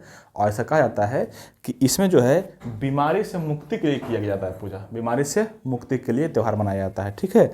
और इसके अलावा जो सबसे फेमस क्वेश्चन है असम का वो है अम्बुवाची, अम्बुवाची, है ना। अम्बुवाची मेला जो मनाया जाता है इसको कहा जाता है कि पूर्वी भारत का ये कुंभ मेला कहा जाता है इसको, अम्बुवाची का, असम में पूर्वी भारत का कुंभ मेला, है ना। ये कहाँ पे होता है, तो असम में जो कामाख्या मंदिर है ना, जहाँ पे तांत्रिक लोग पूजा करते हैं, वहीं पे होता है ये अम्बुवाची मेला, है ना। इसके अलावा एक है और बैसागु मेला, कौन, बैसागु मेला, है ना। ये बनाया था कहाँ पे, असम में ही। तो इस तरह से यहाँ तक, यहाँ से इतना क्वेश्चन याद रखना, ठीक है।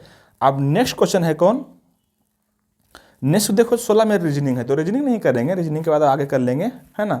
और अगला क्वेश्चन जो है वो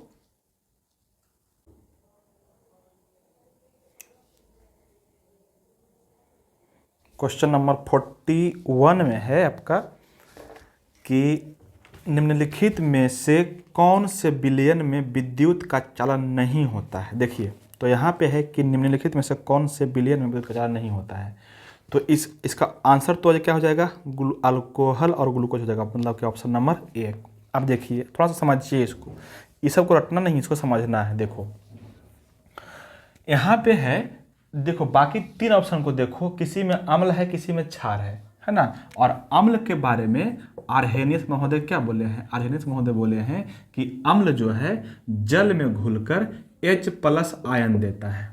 और क्षार के बारे में बोले हैं आर्हेनियस महोदय ही कि क्षार जो है जल में घुलकर OH- आयन देते हैं। तो अगर ये यहाँ पे आयन निकाल रहा है, यहाँ पे भी आयन निकाल रहा है, तो आयन क्या करता है, इलेक्ट्रॉन को कंडक्ट करता है, मतलब वहन करता है।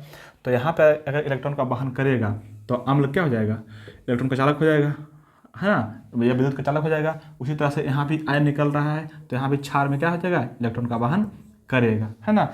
हमको चुनना है कि विद्युत का चालन नहीं करने वाला है, तो जिसमें अम्ल क्षार है वो तो करवे करेगा, है ना। अम्ल क्षार देखो किसमें नहीं है, ऑप्शन 1 में है, अल्कोहल और ग्लूकोज नहीं करेगा वो, मतलब कि उसमें विद्युत का चालन नहीं होगा। ठीक है, अब यहाँ से थोड़ा सा बात करते हैं अम्ल के बारे में। अम्ल के बारे में आर्हेनियस महोदय बोले हैं कि इसको जल में घुलाने पर H+ आयन देता है, और क्षार के बारे में बोले हैं आर्हेनियस महोदय ही कि जल में घुलकर OH- आयन देता है। ठीक है, अब एक बात और याद रखना, एक साइंटिस्ट का नाम है ब्रांस्टेड, एक साइंटिस्ट का नाम है क्या, ब्रांस्टेड, और एक साइंटिस्ट का नाम है लॉरी, ब्रांस्टेड एंड लॉरी। ये दोनों महोदय बोला है ना कि जल जो है प्रोटॉन देता है, जल क्या करता, सॉरी अम्ल जो है प्रोटॉन देता है। ब्रांस्टेड और लॉरी अम्ल के बारे में क्या बोले हैं कि अम्ल जो है प्रोटॉन देता है। ठीक है, जबकि लिविस एक साइंटिस्ट है, लिविस एक साइंटिस्ट है, ये बोला है कि अम्ल जो है ना, अम्ल इलेक्ट्रॉन है ना लेता है, इलेक्ट्रॉन किसी से ग्रहण करता है, लेता है, कितना, तो एक जोड़ी, रखना एक जोड़ी इलेक्ट्रॉन लेता है। कौन बोला है, लिविस बोला है अम्ल के बारे में। तो ये तीनों बता रखना, आर्हेनियस का स्टेटमेंट, ब्रांस्टेड लॉरी का स्टेटमेंट प्रोटॉन बोला, और लिविस का स्टेटमेंट कि अम्ल जो है एक जोड़ी इलेक्ट्रॉन लेता है। इसके जस्ट उल्टा ही ब्रांस्टेड और लॉरी ही स्पेशल रिसर्च किए थे क्षार के बारे में, और क्षार के बारे में बोले थे कि ये प्रोटॉन देता है। यहाँ पे बोले थे क्या, सॉरी अम्ल के बारे में क्या बोले थे, ब्रांस्टेड और लॉरी अम्ल के बारे में बोले थे कि प्रोटॉन देता है ना, अम्ल के बारे में।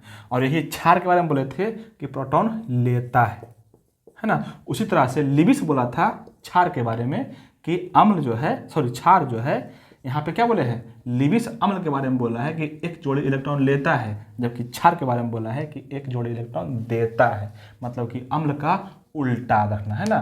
तो इस तीनों साइंटिस्ट का स्टेटमेंट जरूर याद रखिएगा, अच्छे से आपको मजा आएगा पढ़ने में। ठीक है, नेक्स्ट क्वेश्चन है क्वेश्चन नंबर 42 में कि सौर स्पेक्ट्रम में बैगनी रंग से लाल रंग की ओर, मतलब कि बैगनी रंग से लाल रंग की ओर क्या होता है ना।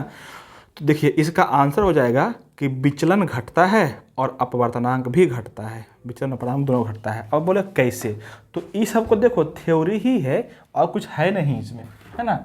और थ्योरी ऐसा नहीं कि बहुत हार्ड थ्योरी दिया हुआ है, ठीक है, सिर्फ उसको स्टेटमेंट में लिख दिया है वर्ड में। देखिए आप जरूर पढ़े होंगे प्रकाश किरण में, फिजिक्स में, ये वाला वर्ड ये नहीं पढ़े हैं आप बताइए तो। ये था क्या, ये प्रिज्म है, कुछ नहीं है, ये क्या है, प्रिज्म है ना। यहाँ से एक सनलाइट डालेंगे, सूर्य किरण डालेंगे तो क्या होगा, कुछ रेज यहाँ पे आएगा, कुछ रेज यहाँ पे आएगा, इस तरह से 7 वर्ण में बट जाता है ना।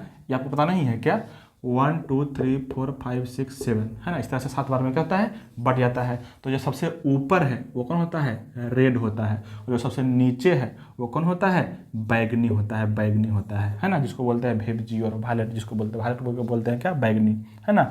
इसको बोलते हैं बैजानीह पिनाला, देखना बैजानीह पिनाला, मतलब कि बैगनी, जामुनी, नीला, हरा, पीला, नारंगी और लाल, इस तरह से रंग का अरेंजमेंट होता है। देखिए तो अब सवाल में था कि बैगनी से लाल की ओर जा रहा है, तो देखो तो विचलन कम गया है ना, यहाँ से ये क्या हो गया, यहाँ से ये अधिक विचलन हो गया, टेढ़ा हो गया है, तो बैगनी अधिक विचलन हो गया है, उससे कम इसका हुआ है, उससे कम इसका हुआ, उससे कम उसका हुआ है, मतलब कि सबसे कम किसका हुआ, रेड का।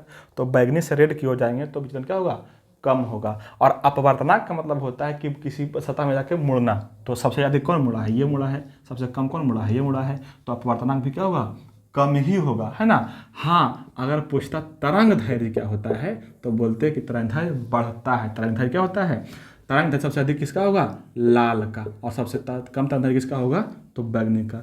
जिसका तरंग दैर्घ्य कम होगा वो अधिक मुड़ेगा, अधिक विचलन होगा, उसका अपवर्तनांक अधिक होगा, और जिसका तरंग दैर्घ्य अधिक होगा वो कम मुड़ेगा, मतलब सीधा रहेगा, उसका विचलन कम होगा, और अपवर्तनांक भी क्या होगा, अधिक रहेगा, है ना। तो इस तरह से आपको ये थ्योरी आप जरूर पढ़े होंगे, यही सवाल बना हुआ है ये, ठीक है। क्वेश्चन नंबर 43 में आते हैं कि कोई कार किसी समतल सड़क पर त्वरित होकर अपने प्रारंभिक वेग का 4 गुना वेग प्राप्त कर लेता है। इस प्रक्रिया में कार की स्थितिज ऊर्जा क्या होगी। देखो, अब यहाँ पे जहाँ भी बात किया है ना, तो यहाँ बात किया है कि गति में आ रहा है, 4 गुना हो जाए, 8 गुना हो जाए, तो गतिज ऊर्जा घटे बढ़ेगा ना। स्थितिज ऊर्जा तो सेम है, स्थितिज ऊर्जा पर कोई परिवर्तन नहीं होगा, तो इसका आंसर क्या हो जाएगा, ऑप्शन नंबर 1, परिवर्तन नहीं होता है, ठीक है। गतिज ऊर्जा के बारे में बोलता ना तो हम स्क्वायर करते, है ना, 4 गुना कर ले, 4 चौक 16, 16 गुना हो जाता है गतिज ऊर्जा, लेकिन स्थितिज ऊर्जा के बारे में चेंज नहीं होगा, ठीक है। क्वेश्चन नंबर 44 में है कि 2 ओम तथा 4 ओम प्रतिरोध के 2 प्रतिरोधों को किसी बैटरी से संयोजित करने पर यदि यह प्रतिरोधक क्या होता है। देखो, 2 ओम और 4 ओम को अगर हमको जोड़ना है ना, तो इसका आंसर हो जाएगा श्रेणी क्रम में संयोजित हो तो समान धारा प्रवाहित होती है। देखो, श्रेणी क्रम में जोड़ेंगे ना तो श्रेणी क्रम में सेम से जुड़ता है। कैसे जुड़ता है, देखो, श्रेणी क्रम में अगर हमको जोड़ना है श्रेणी क्रम में, तो इसको लिखते हैं RS इज इक्वल टू होता है R1 plus R2 plus R3, और इसी तरह से R4 R5 होता है। मतलब कि RS का मतलब होता है कुल जो रेसिस्टेंस है, कुल जो प्रतिरोध है, उसका सम, ऐसे से सम होता है, मतलब क्या, कुल जोड़ के, है ना। और मतलब कि R1 R2 3, मतलब कि प्रतिरोध 1, प्रतिरोध दूसरा, प्रतिरोध तीसरा, तो उसमें 2 प्रतिरोध है, कौन कौन है, 2 और 4 है ना। तो 2 4 जोड़ के कितना होगा, 6 होगा, और इधर सम, इधर जोड़ के भी सम ही आएगा, 6 ही होगा, और 4 छोड़ को भी 4 छोड़ को मतलब कि श्रेणी क्रम में जोड़ेंगे तभी 6 ही आएगा, और जनरली भी 4 जोड़ेंगे तभी 6 ही आएगा, है ना। तो ये क्या होगा, बराबर होगा, ये समान होगा। यही रहता है समांतर श्रेणी में, यही रहता क्या, समांतर श्रेणी में। तो समांतर श्रेणी में ऐसे जुड़ता है, देखो 1/RS होता है is equal to 1/R1 plus 1/R2 plus 1/R3, इस तरह से होता है, मतलब कि एक बटा करके होता है। तो इसमें क्या होगा, घट जाएगा, इसमें घट जाता है ना, समांतर श्रेणी में। तो यहाँ पे याद रखना, इसका आंसर क्या हो जाएगा, B number option. Next question में है कि ब्रॉडबैंड एक उच्च क्षमता संचरण प्रौद्योगिकी का उपयोग किस कारण कर रही है। देखिए, ब्रॉडबैंड जितना भी पढ़ते होंगे, आप देखते होंगे टीवी चल रहा है बहुत सारा, मोबाइल चल रहा है बहुत सारा रेडियो चल रहा है ना। तो ये सारे क्या करता है, ब्रॉडबैंड यूज करता है ना। तो यही बोल रहा है कि सबसे मतलब कि इसका उच्च संचरण क्षमता है किस कारण से, है ना। तो इसका कारण यही है कि ऑप्शन नंबर 1 में जो लिखा हुआ है कि आवृत्ति की व्यापक श्रेणी, इसका आवृत्ति बहुत अधिक होता है ना, इसलिए जो है ना अधिक पैमाने पर अधिक क्षमता से इसका यूज होता है, ठीक है। क्वेश्चन नंबर 46 में है कि किसी वस्तु पर किया गया कार्य निम्न में से किस पर निर्भर नहीं करता है। देखिए, क्वेश्चन नंबर 46 में है वस्तु पर किया गया कार्य किस पर निर्भर नहीं करता है। तो अगर इस तरह का सवाल रहे ना कि नहीं करता है ना, तो देखिए कार्य से संबंधित जितना भी कार्य होता है हम सब के बारे में बोल लेते हैं, सब सुनिएगा। कार्य है ना, आप पढ़े होंगे कहीं पे कि कार्य का फॉर्मूला क्या होता है, FS cos थीटा होता है। क्या होता है, वर्क बराबर होता है क्या, FS cos थीटा, है ना, FS cos थीटा। अगर थीटा रहेगा तो लगाएंगे, नहीं तो सिर्फ FS हो जाएगा। F क्या हो गया, F हो गया फोर्स जिसको बोलते हैं आप बल। S क्या होता है, S होता है डिस्प्लेसमेंट जिसको बोलते हैं आप क्या, विस्थापन, है ना। तो वर्क किस पर डिपेंड करेगा, बल पर करेगा ही, विस्थापन पर करेगा ही। विस्थापन को आप दूरी भी बोल सकते हैं, है ना। और एक हो गया कोई एंगल, अगर कोई एंगल है तो, है ना। तो आपका देखो ऑप्शन देख लेते हैं, ऑप्शन में क्या क्या दिया, विस्थापन पर डिपेंड करेगा, हाँ तो बिल्कुल करेगा, विस्थापन पर करेगा। दूसरा ऑप्शन है वस्तु के द्रव्यमान पर, इसमें कहीं भी द्रव्यमान का चर्चा नहीं है वर्क में, FS cos थीटा में, तो द्रव्यमान पर निर्भर नहीं करता है, यही हो जाएगा इसका राइट आंसर, है ना। तीसरा में है बल और विस्थापन दोनों के बीच कोण पर, तो कोण तो जो बनेगा cos थीटा उस पर करेगा ना, और तीसरा बन गया आरोपित बल। तो आरोपित बल तो F है, ये है, इस पर करेगा, है ना। तो जगह आंसर क्या, इसका जगह द्रव्यमान पर। अब देखिए यहाँ सवाल बनता है कि वर्क जो होता है कि मैक्सिमम कब होता है, मिनिमम कब होता है और जीरो कब होता है ना। अधिकतम, न्यूनतम और जीरो कब होता है, या बोल सकते हैं इसी को न्यूनतम के बोल सकते हैं ऋणात्मक, ये कब कब होता है। देखिए अगर आपको cos थीटा का वैल्यू याद है तो cos थीटा का वैल्यू कितना होता है, 0 डिग्री का मान होता है कितना, 1, है ना। उसी तरह से रखना 45 डिग्री का मान कितना होता है। अच्छा यहाँ चलते हैं 90 डिग्री पर सीधे, 90 डिग्री का मान कितना होगा, 90 डिग्री का मान होता है 0। और उसी तरह से आते हैं 180 डिग्री तो होता है -1। तो देखो cos थीटा की 0 का मान कितना, 1, cos 90 का मान 0 और cos 180 का मान -1। तो सबसे कम कहाँ पे होगा, सबसे कम और ऋणात्मक बोलेगा कि तो cos वर्ग कहाँ पे होता है, 180 डिग्री पर, है ना। सबसे अधिक कहाँ पे होगा, तो 0 डिग्री पर, cos 0 डिग्री पर, है ना। और 0 कहाँ पे वर्क होगा, तो 90 डिग्री पर। अगर cos थीटा का वैल्यू 90 डिग्री रहा ना तो उसका फंक्शन कोई वर्क कितना हो जाएगा, टोटल वर्क 0 हो जाएगा, 0। तो यहाँ से तीनों बात अच्छे से याद रखिएगा, मजा आएगा। सवाल यहीं से बनता, थोड़ा सा चढ़ा करके, तो आसान था। चलिए क्वेश्चन नंबर 47 देखते हैं। निम्नलिखित में से कौन सा उपकरण विद्युत चुंबकीय प्रेरण की घटना पर आधारित है। देखो विद्युत चुंबकीय प्रेरण पर जितना भी घटना है हम सब के बारे में बोल देते हैं, सुनिएगा ध्यान से। विद्युत चुंबकीय प्रेरण पर आधारित घटना सबसे पहले याद रखना है, जो इसमें दिया हुआ ऑप्शन आपको हो जाएगा जनरेटर, दूसरा हम बोलते हैं डायनेमो, तीसरा बोलते हैं ट्रांसफार्मर और चौथा है कृत्रिम पेसमेकर। ये सारे हैं किस पर, विद्युत चुंबकीय प्रेरण पर आधारित घटना आधारित रहता है ये सब। बाकी तो इसका आंसर क्या जाएगा, डी। ठीक है। क्वेश्चन नंबर 48 में है कि किसी अवतल दर्पण पर चित्र में दर्शाए अनुसार आपतित प्रकाश किरण के लिए निम्न आरेखों में से कौन सा सही है। ये सही चुनना है आपको, है ना। तो देखिए आपको फिगर में दिख रहा होगा, सबसे ऊपर जो फिगर है ना, आपको ऊपर वाला फिगर में दिख रहा होगा कि अनंत से प्रकाश आ रहा है ना, और वहीं पर मतलब उसी पर लौट रहा है। ठीक है। दूसरा जो फिगर है वो आ रहा है कहाँ पे, F और P के बीच से जा रहा है। ठीक है, F और P के बीच जा रहा है। तीसरा फिगर देख रही है आप, यहाँ पे जा रहा है कहाँ पे, आ रहा है कहाँ पे, अनंत से आ रहा है और जा रहा है कहाँ पे, 2F से गुजर रहा है, 2F से गुजर रहा है। तीसरा फिगर जो C में है वो कहाँ से गुजर रहा है, अनंत से आया और उसी रास्ते पर लौट गया। और चौथा फिगर D में जो है अनंत से आया और F से गुजरा, है ना। तो चौथा जो है इसका आंसर सही हो जाएगा। क्यों, क्योंकि अवतल दर्पण में अनंत से आने वाली वस्तु का प्रतिबिंब कहाँ बनता है, फोकस पर बनता है, फोकस पर। तो देखिए फोकस पर ऑप्शन नंबर डी में है ना।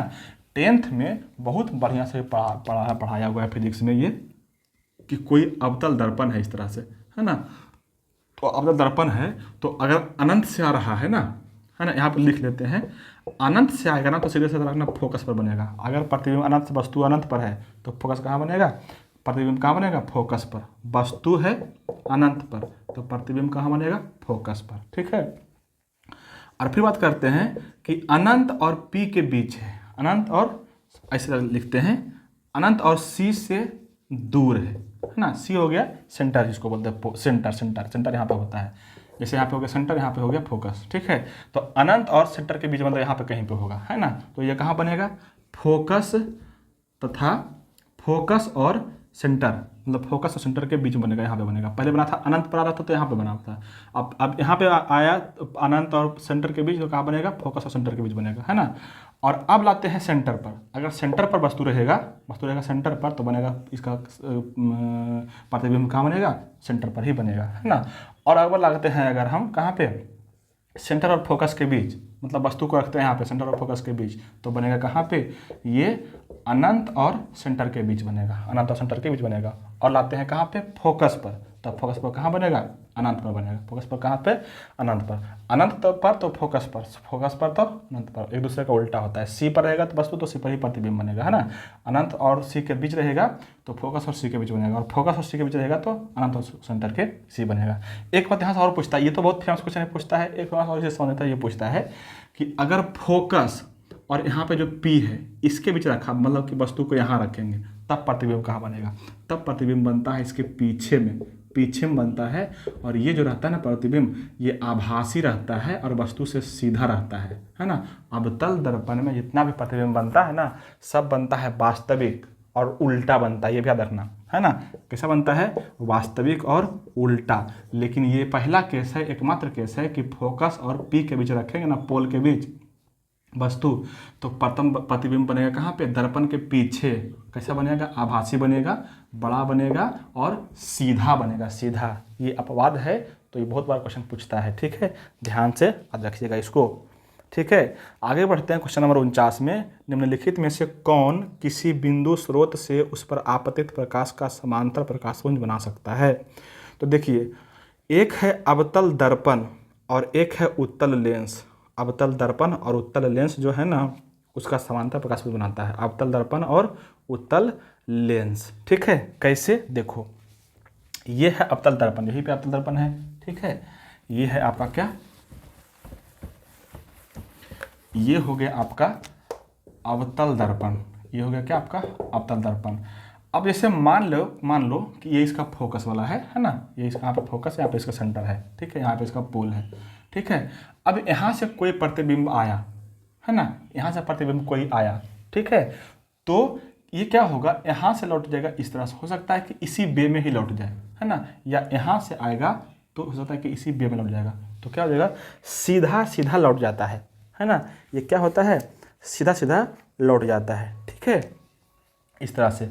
और अगर हमको लेंस है कि उत्तल लेंस में होता है, तो ये क्या होता है, इस तरह से होता है। जैसे कोई प्रतिबिंब यहाँ पे आया है ना, यहाँ पे फोकस करेगा, यहाँ पे क्या करेगा, फोकस करेगा और सीधे इधर निकल जाएगा, है ना, सीधे क्या होगा, निकल जाएगा। और देखो, यहाँ से आ रहा था, जा रहा है कहाँ पे, सीधे, तो इसका समांतर है ना, दोनों पैरेलल है ना, यहाँ पे क्या है, पैरेलल है, तो इस तरह से समांतर प्रतिबिंब बनाता है। कौन कौन, ऑप्शन नंबर इसका 1 हो जाएगा, अवतल दर्पण और उत्तल लेंस दोनों ही, ठीक है। अगला क्वेश्चन है कि 0.23 ग्राम सोडियम को जल से अभिकृत करने पर मुक्त हाइड्रोजन का आयतन कितना होगा। ये बना लीजिएगा अपने से, है ना, 112 मिली होता है, मतलब ऑप्शन नंबर बी हो जाएगा इसका, 112 आंसर हो जाएगा, ठीक है। क्वेश्चन नंबर 51 में है कि कौन सी मिट्टी हिमालय की 3 महत्वपूर्ण नदी प्रणालियों गंगा, सिंधु तथा ब्रह्मपुत्र के मिट्टी के जमाव के कारण बनती है। देखो भाई, जहाँ भी मिट्टी के बात आए और नदी उसमें लिख दिया है ना, तो नदी से हमेशा और हमेशा जलोढ़ मिट्टी ही बनता है ना, नदी से हमेशा क्या बनता है, जलोढ़ मिट्टी ही बनता है। तो इसका आंसर क्या हो जाएगा, ऑप्शन नंबर सी, जलोढ़ मिट्टी। क्वेश्चन 52 में है कि निम्नलिखित में से किस योजना का संबंध वित्त मंत्रालय से नहीं है ना। अगर इस तरह का क्वेश्चन रहेगा ना, तो देखो, वित्त मंत्रालय से संबंधित योजना नहीं है, ऑप्शन नंबर बी में प्रधानमंत्री कौशल विकास योजना। ये किससे संबंधित है, ये है उद्यमिता मंत्रालय से संबंधित। किससे है, उद्यमिता मंत्रालय से। बाकी तीनों है वित्त मंत्रालय का ही है ना। क्वेश्चन नंबर 53 में है कि भारत के संविधान के निम्नलिखित में से किस अनुच्छेद में संसद के दोनों सदनों की संयुक्त बैठक का प्रावधान किया गया है। इसका आंसर हो जाएगा अनुच्छेद 108, ऑप्शन नंबर 1, ऑप्शन नंबर 1, है ना। अब देखिए, इसमें जितना भी आर्टिकल है ना, सब के बारे में हम बोलते हैं। अनुच्छेद में 8 में देखो, अनुच्छेद 108 में कहा गया है ना कि राष्ट्रपति दोनों सदनों के संयुक्त बैठक बुलाएंगे, राष्ट्रपति बुलाएंगे, लेकिन संयुक्त अधिवेशन जो होगा ना, संयुक्त बैठक जो होगा, उसकी अध्यक्षता कौन करेगा, तो वो करेगा लोकसभा के अध्यक्ष करेंगे। यहाँ से सवाल बनता है कि बुलाता है राष्ट्रपति, लेकिन अध्यक्षता करता है कौन, लोकसभा के अध्यक्ष।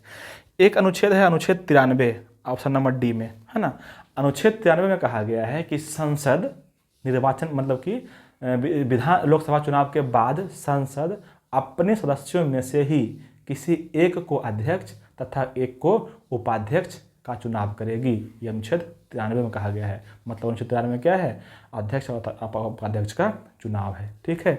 अनुच्छेद 122 जो है, उसमें कहा गया है कि संसद के कार्यवाही में सुप्रीम कोर्ट हस्तक्षेप नहीं करेगा। मतलब कि सुप्रीम कोर्ट उसकी जांच नहीं करेगा, संसद की कार्यवाही हो चाहे नहीं हो, है ना। नेता तो बड़ा होशियार है, अपने सब बहुत सोच समझ के कानून बना लिया है ना, कि हम कुछ करें उसको मतलब नहीं होना चाहिए सुप्रीम कोर्ट को, है ना। तो यही बताया गया है अनुच्छेद 122 में। आते हैं अनुच्छेद 126 में।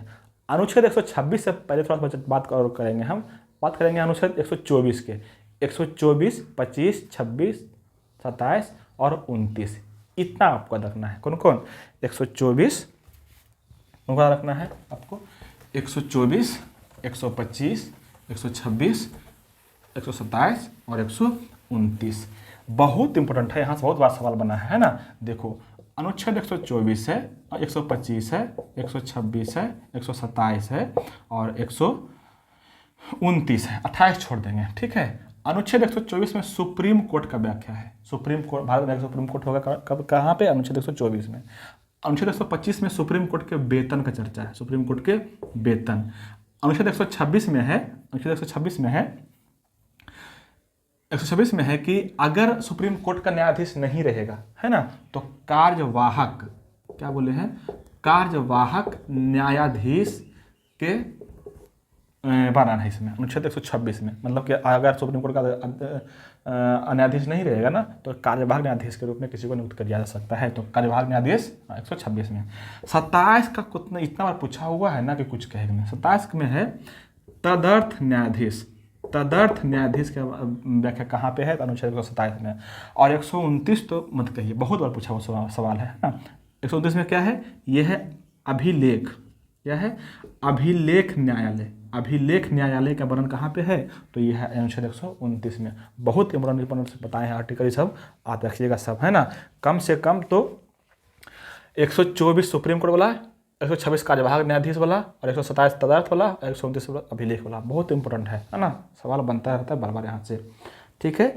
आगे बढ़ते हैं थोड़ा सा और क्वेश्चन नंबर 54 में देखते हैं। भारत में वस्तु एवं सेवा कर, जिसको बोलते हैं GST, goods and service tax, की सर्वोच्च दर कितनी है? देखो, गुड्स और सर्विस टैक्स में से जो सर्वोच्च है ना, सबसे अधिक जो दर है वो है 28%, है ना। वो कितना है? 28%, 28%, है ना। गुड्स एंड सर्विस, जिसको जीएसटी बोलते हैं, ये लागू किया, कब किया गया था? तो ये लागू किया गया था 1 जुलाई 2017 को। 1 जुलाई 2017 को इसका डेटा रखिएगा, अभी भी बहुत पूछता है ना। और अगर पूछ दे सवाल कि जीएसटी जो है कैसा कर है, मतलब किस प्रकार का है, प्रत्यक्ष है कि अप्रत्यक्ष, तो बोलना अप्रत्यक्ष कर है। ये कैसा है? अप्रत्यक्ष कर है, इनडायरेक्ट टैक्स है, ठीक है। क्वेश्चन नंबर 55 में है कि किसी राज्य का राज्यपाल किसके पश्चात पर्यंत अपना पद धारण करता है? किसी राज्य का राज्यपाल जो है ना, किसके पश्चात पर्यंत अपना धारण करता है ना। तो अब यहाँ पर जितना भी ऑप्शन है सबका हम देख लेते हैं एक बार फिर से। पहले तो इसका आंसर बोल लेते हैं। इसका आंसर क्या हो जाएगा? राष्ट्रपति, भारत के राष्ट्रपति, ऑप्शन नंबर डी। भारत के राष्ट्रपति के पश्चात पर्यंत होता है अनुच्छेद राज्यपाल, है ना। देखो, एक आर्टिकल है 155, अनुच्छेद 155 में कहा गया है ना कि केंद्र सरकार में राष्ट्रपति, केंद्र सरकार के राष्ट्रपति राज्यों को सही से चलाने के लिए अपना एक प्रतिनिधि भेजेगी वहाँ चुन के वहाँ पे, है ना। तो प्रतिनिधि वही कहलाता है, प्रतिनिधि क्या? राज्यपाल, है ना। तो ये केंद्र सरकार का आदमी है राज्यपाल, है ना, राज्य सरकार का नहीं है ना। कितना कहाँ बात कहा गया है? अनुच्छेद 155 में। अब राज्यपाल का जो बताते हैं, अगर बात करते हैं राज्यपाल के, तो राज्यपाल का जो पद लिया गया है वो कहाँ से लिया गया है? तो ये लिया गया है कनाडा से। कहाँ से लिया गया है? कनाडा के संविधान से लिया गया है राज्यपाल का पद, ठीक है ना। अगर बात करें राज्यपाल के, तो राज्यपाल का जो वर्णन है अनुच्छेद 153 में है। अनुच्छेद 153 में है कि भारत में राज्य में एक होगा राज्यपाल होगा, अनुच्छेद 153 में, ठीक है। अनुच्छेद 154 में है, अनुच्छेद 154 में आते हैं तो इसमें कहा गया है कि राज्य के कार्यपालिका शक्ति का प्रमुख राज्यपाल होगा। राज्य के कार्यपालिका शक्ति का प्रमुख कौन होगा? राज्यपाल होगा। बढ़िया क्वेश्चन है, याद रखना भाई। 53 हो गया, 54 हो गया, आते हैं 155 में। तो ये तो अभी बोले हैं, है ना, कि राष्ट्रपति क्या करेगी इसको? अभी बोले हैं राष्ट्रपति क्या करेगा? नियुक्ति करेगा किसका? राज्यपाल के। तो राष्ट्रपति की नियुक्ति कर, राष्ट्रपति द्वारा नियुक्त होता है कौन? राज्यपाल, अनुच्छेद 155 में, है ना। 156 में है इसका कार्यकाल, कि राज्यपाल कितना देर तक रहेगा, कितना दिन तक रहेगा, 2 साल, 5 साल, 10 साल। तो राष्ट्रपति के पश्चात पर्यंत होता है, जब तक चाहेगा राष्ट्रपति तब तक रहेगा, ठीक है। 156 हो गया। आते हैं अनुच्छेद 157 में। अनुच्छेद 157 में इसका अहर्ता है। अहर्ता मतलब क्या क्या चाहिए, अगर किसी को राज्यपाल बनना है तो क्या क्या चाहिए, है ना। और 159 आर्टिकल में है इसका शर्त। कुछ शर्त होता है, जैसे लाभ के पद पर नहीं होना चाहिए, इसका शर्त है राज्यपाल के, है ना। और 159 में हो गया क्या? सॉरी 158 ना, 158 में हो गया शर्त। और 159 में है आपका इसका शपथ। राज्यपाल शपथ लेता है अनुच्छेद 159 में। और एक जो सबसे इम्पोर्टेंट है वो है अनुच्छेद 161। अनुच्छेद 161 में है राज्यपाल के क्षमादान के शक्ति। जिस प्रकार से अनुच्छेद 72 में राष्ट्रपति क्षमादान करता है ना, अनुच्छेद 72 में राष्ट्रपति को क्षमादान करने की शक्ति है, उसी प्रकार से अनुच्छेद 161 में राज्यपाल को क्षमादान करने की शक्ति भी प्राप्त है ना। तो इतना आर्टिकल यहाँ से याद रखना जरूरी है। अगर बात करें ऑप्शन नंबर 1 के, तो अनुच्छेद 63 में कहा गया है कि भारत में एक उपराष्ट्रपति होंगे। अनुच्छेद 63 में राष्ट्रपति की बात तो कर ही चुके हैं। भारत में आर्टिकल 52 सिर्फ 52, 152 नहीं, आर्टिकल 152 में भारत के राष्ट्रपति की चर्चा किया गया है। और अगर बात करें भारत के प्रधानमंत्री के, तो प्रधानमंत्री की चर्चा कहाँ किया गया है? अनुच्छेद 75 में, है ना। 75 के 1 में कहा गया है ना कि राष्ट्रपति को कार्य करने के लिए, कार्य के संचालन करने के लिए कुछ सदस्यों की जरूरत होती है। उसी में से होता है क्या? मंत्रिमंडल, है ना। मंत्रिमंडल, उसी का प्रमुख होता है कौन? प्रधानमंत्री। ठीक है, अनुच्छेद 75 के 1 में। चलिए आगे बढ़ते, बहुत इसका आर्टिकल बताएंगे। राष्ट्रपति का, उपराष्ट्रपति का तो बहुत सारा आर्टिकल है उसमें। हाँ, बहुत ज़्यादा देरी हो जाएगा। अच्छा, मुख्यमंत्री कहाँ है? मुख्यमंत्री नहीं होगा, मुख्यमंत्री है 164 में। अनुच्छेद 164 में क्या होना है? मुख्यमंत्री की चर्चा। ठीक है, आगे करते हैं। क्वेश्चन नंबर 56, नकटी डैम पक्षी अभयारण्य कहाँ है? देखो, नकटी डैम जो है ना जमुई में है, जमुई में नकटी डैम। ठीक है, आगे बढ़ते हैं। 57 नंबर में है कि बिहार विधानसभा के प्रथम उपाध्यक्ष कौन थे? बिहार विधानसभा के प्रथम उपाध्यक्ष जो थे ना, ऑप्शन नंबर बी में है श्री अब्दुल बारी। श्री अब्दुल बारी जी भारत के प्रथम उपाध्यक्ष थे। अगर आपसे पूछे प्रथम अध्यक्ष, तो ऑप्शन सी में है ना राम दयालु सिंह, वो प्रथम अध्यक्ष थे बिहार के। ठीक है, क्वेश्चन नंबर 58 में है कि क्रांतिकारी संगठन आजाद दस्ता का गठन निम्न में किसके द्वारा किया गया था? देखिए, आजाद दस्ता है, इसका गठन किया था जयप्रकाश नारायण, है ना। आजाद दस्ता का गठन किया था कौन? जयप्रकाश नारायण। और एक और है सर्वोदय योजना, 1950 में लागू किया था, यही चलवाए थे जयप्रकाश नारायण है ना। सर्वोदय योजना और आजाद दस्ता, है ना। भारत छोड़ो आंदोलन जब हुआ था ना 1942 में, तो इसमें जो है ना इनको जेल में बंद कर दिया गया था। तो याद रखना है जयप्रकाश नारायण को कि किस जेल में बंद रखा गया था। यहाँ से सवाल बनता है ना, कि जयप्रकाश नारायण को भारत छोड़ो आंदोलन के दौरान किस जेल में बंद रखा गया था। तो यहाँ से ये बात याद रखना कि इनको जो है ना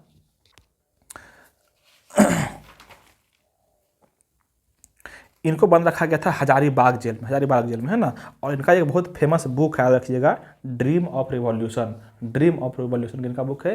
जयप्रकाश नारायण का। एक और बुक है स्ट्रगल फॉर फ्रीडम भी किनका बुक है?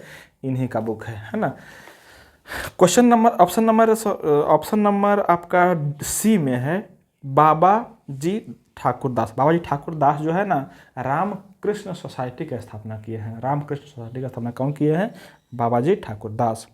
चलिए क्वेश्चन नंबर आगे आते हैं। क्वेश्चन नंबर 59 में है कि निम्नलिखित में से कौन सा राष्ट्र बिम्स्टेक संगठन का सदस्य नहीं है ना। देखो, अब कौन कौन है इसका बिम्स्टेक का सदस्य, आप लोग खुद बोलिएगा। थोड़ा सा पहले बता लेते हैं, उसके बाद देखो। बिम्स्टेक का पहले याद रखना है फुल फॉर्म क्या, इसका फुल फॉर्म क्या होता है ना। देखिए, हम लिखते हैं, बताते भी हैं। BIMSTEC, बिम्स्टेक इसको बोलते हैं। इसको बोलते हैं क्या? बिम्स्टेक बोलते हैं इसको, है ना। बिम्स्टेक बोलते हैं इसको। ठीक है, बी से होता है बे ऑफ बंगाल, आई से इनिशिएटिव, एल से मल्टी सेक्टोरल, एम से होगी मल्टी, एस से सेक्टोरल, और टी से टेक्नोलॉजी, ई से होता है इकोनॉमिक, और सी से होता है कोऑपरेशन, है ना। मतलब कि Bay of Bengal, initiative, multi sectoral, technology, economical and cooperation, ये है इसका फुल फॉर्म, है ना। तो देखो, बे ऑफ बंगाल मतलब कि बंगाल के खाड़ी के आसपास जितना भी देश है ना, सब वही से रहेगा। ये सब इंडिया का मैप ये है ना। तो एक है इंडिया, एक है नेपाल, एक हो गया कौन? नेपाल, है ना। और दूसरा यहाँ पे है बांग्लादेश, इधर है थाईलैंड, इधर है म्यांमार, है ना। और इधर है कौन? कितना हो गया? 6 गो है। India, Nepal, Bangladesh, Myanmar, Thailand, 2, 4, 5, और एक बच गया कौन? भूटान। भूटान, ठीक है। और एक और बच गया यहाँ पे श्रीलंका। तो 7 गो है, 1 2 3 4 5 6 7, है ना। आप देखिएगा इसमें से कौन सा नहीं आया, कौन सा आया नहीं? इसमें से देखो, मालदीव नहीं है, तो मालदीव नहीं होगा इसका आंसर। ठीक है, यही था क्वेश्चन। क्वेश्चन नंबर 60 में है कि प्रधानमंत्री मुद्रा योजना की शिशु योजना के तहत अनुमान्य ऋण की अधिकतम राशि कितनी है? इसका होता है 50,000 के ऋण होता है। ठीक है, क्वेश्चन नंबर 60 में है कि देश के सर्वोच्च नागरिक पुरस्कार पद्म पुरस्कार की शुरुआत किस वर्ष की गई थी, है ना। देश के प्रथम नागरिक सम्मान जो था ना, देश के सर्वोच्च नागरिक पुरस्कार पद्म पुरस्कार की शुरुआत कब की थी? ये किया गया था 1954 में 1954 में, ऑप्शन नंबर सी। अब देखो भाई, अब मेरा काम है कि जितना भी यहाँ पे है आपका ये अब पुरस्कार, सब के बारे में हम चर्चा करेंगे। जितना भी पुरस्कार आपको दिया जाता है ना, सब के बारे में चर्चा करेंगे। कहाँ गया मेरा, हाँ देखिए सुन लीजिए, हमारे लिखने में बहुत टाइम लग जाएगा, बोल देंगे सिर्फ, है ना, लिख ही देते हैं। देखो हम शुरू से शुरू करते हैं, आते हैं यहाँ से 1950 हो गया, 52 हो गया, 54 हो गया, और 54 के बाद कहाँ पे जाएँ, 54 के बाद जाते हैं 65 में जाते हैं, फिर 85 में जाते हैं, फिर 69 में जाते हैं, फिर आते हैं 1901 में, फिर आते हैं 1917 में, फिर आते हैं 1929 में, फिर आते हैं 1957 में, है ना। अब देखो इतना बात बताएंगे हम। 1950 में हो जाएगा परमवीर पुरस्कार, कौन हो जाएगा, परमवीर पुरस्कार। 1952 में हो जाएगा कलिंग पुरस्कार, 52 में कौन हो जाएगा, कलिंग पुरस्कार। और कलिंग पुरस्कार के साथ साथ ही हो जाएगा अशोक चक्र। अशोक चक्र दरोगा के क्वेश्चन में पूछा हुआ है, दरोगा सेट में पूछा हुआ है प्रीवियस क्वेश्चन, है ना, कि अशोक चक्र शुरुआत कब हुआ था, 1952 में, और कलिंग भी हुआ था उसी समय 1952 में ही। 54 में कौन होता, भारत रत्न, और यही जो आपका क्वेश्चन है पद्म पुरस्कार, भारत रत्न और पद्म पुरस्कार कब, 1954 में हुआ था 2 फरवरी को, ये भी याद रखना है, ठीक है। भारत रत्न कब हुआ, 2 फरवरी को, ठीक है। आइए 65 में कौन है, ज्ञानपीठ पुरस्कार, 65 में कौन, ज्ञानपीठ पुरस्कार, और ये 85 लिखे हैं, है ना। 85 में है द्रोणाचार्य पुरस्कार, कौन, द्रोणाचार्य पुरस्कार, है ना। और 59 में जो है ये है दादा साहब फाल्के पुरस्कार, और 69 में ही है एक और मान बुकर पुरस्कार, कौन है, मान बुकर पुरस्कार। तो ये सवाल रखना, मान बुकर हो गया, दादा साहब 69 में, ठीक है। 1901 की बात करते हैं तो यहाँ पे है नोबल पुरस्कार, 1901 में कौन, नोबल पुरस्कार। 1917 में है कौन, पुलित्जर पुरस्कार, कौन है, पुलित्जर पुरस्कार। 1929 में कौन है, ऑस्कर पुरस्कार, 1929 में कौन हो जाएगा, ऑस्कर पुरस्कार। और 1957 में हो जाएगा रेमन मैग्सेसे पुरस्कार, है ना।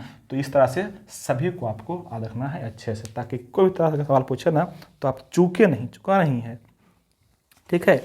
चलिए क्वेश्चन नंबर अगला देखते हैं। अगला क्वेश्चन नंबर में है कि निम्नलिखित में से किसने इन कस्टडी उपन्यास लिखा है। तो देखो इन कस्टडी लिखा है आपका ऑप्शन नंबर डी में है, अनीता देसाई है, अनीता देसाई जो है इसका लिखा है इन कस्टडी। देखो अनीता देसाई का कुछ और बुक बोलते हैं हम। पहला बुक है कौन उनका, इन कस्टडी। दूसरा रखना फास्टिंग फीस्टिंग, दूसरा कौन है, फास्टिंग फीस्टिंग भी इन्हीं का बुक है ना। एक और रखना जिग जैग बे भी अनीता देसाई का ही बुक है ना, जिग जैग बे।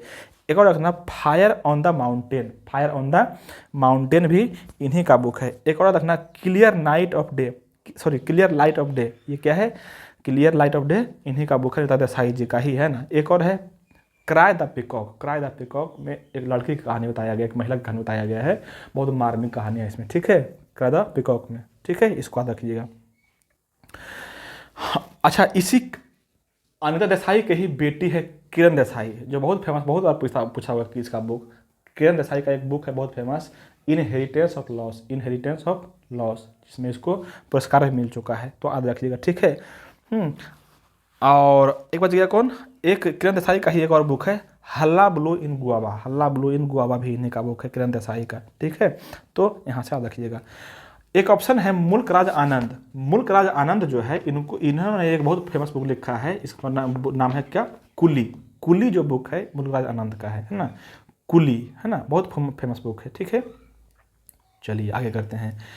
क्वेश्चन नंबर 63 में है कि प्रख्यात संगीतकार अरविंद पारिख किस वाद्ययंत्र से संबंधित है। अरविंद पारिख जी है जो है सितार बजाते हैं, सितार, ठीक है। क्वेश्चन नंबर 64 में है कि किस राजवंश के शासनकाल को भारतीय इतिहास का स्वर्ण काल कहा जाता है। देखो 64 का आंसर हो जाएगा गुप्त वंश, है ना, कौन हो जाएगा, गुप्त वंश, है ना। अगर हम अच्छा क्यों कहा जाता है, इसलिए कहा जाता है ना स्वर्ण काल, क्योंकि गुप्त शासक जितना भी आया है ना, बहुत सारा सोना का सिक्का चलाया है, सबसे अधिक सोना का सिक्का चलाया है यही कौन, गुप्त वंश, है ना। इसलिए इसके काल को कहते हैं क्या, स्वर्ण काल, है ना। अगर पूछे सबसे पहले स्वर्ण सिक्का को चलाया था तो बोलना कुषाण वंश, कनिष्क जिसको बोलते हैं कनिष्क, है ना। तो यहाँ से ये सारी बातें आपको याद रखनी है। अगर हम बात करें गुप्त वंश के, तो गुप्त वंश का संस्थापक जो था वो था श्रीगुप्त, 40 ईस्वी में इसकी स्थापना किया था श्रीगुप्त, है ना। श्रीगुप्त के बाद आया था घटोत्कच, दूसरा इसका शासक, है ना, घटोत्कच, है ना। अच्छा, यहाँ एक सवाल पूछता है कि किस अभिलेख से पता चलता है कि घटोत्कच जो है गुप्त वंश का शासक रहा है? तो याद रखिएगा, प्रभावती देवी गुप्ता अभिलेख है एक, उसी से पता चलता है कि घटोत्कच जो है गुप्त वंश का ही राजा रहा है ना। उसके बाद आया है चंद्रगुप्त प्रथम, जिसको माना जाता है गुप्त वंश का वास्तविक संस्थापक, चंद्रगुप्त प्रथम, है ना। यह आया था 319 ईस्वी में, और 319 ईस्वी में जब आया ना ये, तो चलाया था क्या? गुप्त संवत शुरू किया था। तो यही सवाल पूछता है कि गुप्त संवत कब शुरू किया गया था? तो 319 या 20 ईस्वी में रहेगा, 319 या 20 ईस्वी में, ठीक है। यहाँ से ये बातें आपका रखनी है। और ये रहा था 319 से लेकर के 335 तक। और 335 ईस्वी में जो शासक आया, जो सबसे महान था गुप्त वंश का, वो था समुद्रगुप्त, है ना। समुद्रगुप्त के बारे में क्या जानते हैं आप? समुद्रगुप्त जो है, इसी को बोला गया है, इसको बिना बजाने का बड़ी शौक था। तो जो अपना सिक्का बनवाया था ना, सिक्का, उस पर बिना बजाते हुए चित्र दिया था। तो ये सवाल पूछता है कि बिना बजाते हुए चित्र किसका है, सिक्का किसके जारी किया था? तो समुद्रगुप्त, है ना। समुद्रगुप्त के ही दरबारी कवि था हरिसेन। इसने समुद्रगुप्त के बड़ाई करते हुए लिखा, उस पर एक प्रशंसा पत्र, जिसको बोलते हैं इलाहाबाद अभिलेख या प्रयाग प्रशस्ति अभिलेख, उसको बोलते हैं प्रयाग प्रशस्ति अभिलेख। उसमें समुद्रगुप्त का बड़ाई किया गया है हरिसेन के द्वारा, ठीक है। हरिसेन उसका दरबारी कवि था। और समुद्रगुप्त के बाद आता है चंद्रगुप्त द्वितीय, जो सबसे महान था गुप्त वंश का, है ना। बहुत लड़ाई लड़ा है ये, बहुत लड़ाई लड़ा है ये कौन? समुद्रगुप्त के बाद जो चंद्रगुप्त दू, इसी का नाम उपाधि था विक्रमादित्य दिया गया था। विक्रमादित्य इसका उपाधि है। दरोगा के मेंस में क्वेश्चन आया हुआ है कि विक्रमादित्य किसका उपाधि दिया गया था? तो चंद्रगुप्त द्वितीय का, है ना। और इसमें बहुत सारा शासक आया है, कभी चर्चा करेंगे और इत्मीनान से। चलिए आइए थोड़ा सा आगे बढ़ते हैं। अगर बात करें हम प्रतिहार वंश के, तो प्रतिहार वंश के जो संस्थापक था, आप पढ़े होंगे नागभट्ट प्रथम। आप पढ़े होंगे क्या? नागभट्ट प्रथम। लेकिन थोड़ा सा कहानी हम सुनाते हैं, सुनिएगा। प्रतिहार वंश का जो मेन संस्थापक था ना, वो था हरिश्चंद्र। और ये जो पढ़े आप नागभट्ट प्रथम जो है वास्तविक संस्थापक है, इसलिए कि हरिश्चंद्र का उतना उल्लेख नहीं मिलता, नागभट्ट का ज़्यादा मिलता है, ठीक है। तो आप पढ़ते हैं नागभट्ट प्रथम। नागभट्ट प्रथम के बाद आया था वत्सराज, है ना। वत्सराज हम इसी बता रहे हैं कि वत्सराज से सवाल बनता है, और क्या बनता है बताते हैं। देखो, एक है प्रतिहार वंश, एक है बंगाल का पाल वंश, है ना, और एक है राष्ट्रकूट वंश। कौन कौन बोले? प्रतिहार वंश, पाल वंश और राष्ट्रकूट वंश। इस तीनों वंश के शासक ने, है ना। अच्छा, कौन कौन बोले हैं? तो प्रतिहार वंश से वत्सराज, है ना। पाल वंश से गोपाल, और राष्ट्रकूट वंश से कृष्ण प्रथम। ये तीनों लड़ाई लड़ा है, जिसको बोलते हैं त्रिकूट लड़ाई। इसको बोलते हैं क्या? त्रिकूट लड़ाई या त्रिकूट झगड़ा बोलते हैं, त्रिकूट समझौता भी बोलते हैं इसको। कहाँ पे हुआ था ये? कन्नौज में हुआ था। इसको कन्नौज लड़ाई भी बोलते हैं, है ना। तो इसको याद रखिएगा, बहुत बढ़िया क्वेश्चन है यहाँ से, है ना। इसमें जीत हुआ था राष्ट्रकूट वंश की इसमें जीत हुई थी। क्यों हुआ था? तो ये कन्नौज जो है ना, उस समय का क्षेत्र जो था कन्नौज, बहुत उपजाऊ मिट्टी था वहाँ के, तो वहाँ से अधिक पैसा आता था, है ना। और उस उपजाऊ मिट्टी को हड़पने के चक्कर में तीनों लड़ गया था, ठीक है। अगर थोड़ा सा बात करते हैं हम आगे, इसमें कहाँ था? हाँ, सेन वंश का जो संस्थापक है वो है कौन? सामंत सेन। कौन है? सामंत सेन जो है इसका संस्थापक है। सामंत सेन के बाद आया था कौन? यह आया था विजय सेन के बारे में चर्चा है रखना कि परदुमनेश्वर मंदिर बनवाया था कौन? विजय सेन, है ना। और विजय सेन के बाद आया था बल्लाल सेन के बारे में देखना कि ये दान सागर और अद्भुत सागर 2 ग्रंथ की रचना किए थे। दान सागर और अद्भुत सागर कौन? बल्लाल देव। और बल्लाल देव के बाद आया था लक्ष्मण देव, है ना। लक्ष्मण देव बहुत बढ़िया काम किया है। ये क्या किया था ना, राजधानी को, मतलब कि सेन वंश का राजधानी पर था गौड़ में, है ना। और गौड़ से ले आया कहाँ पे? ये ले आया लखनऊती।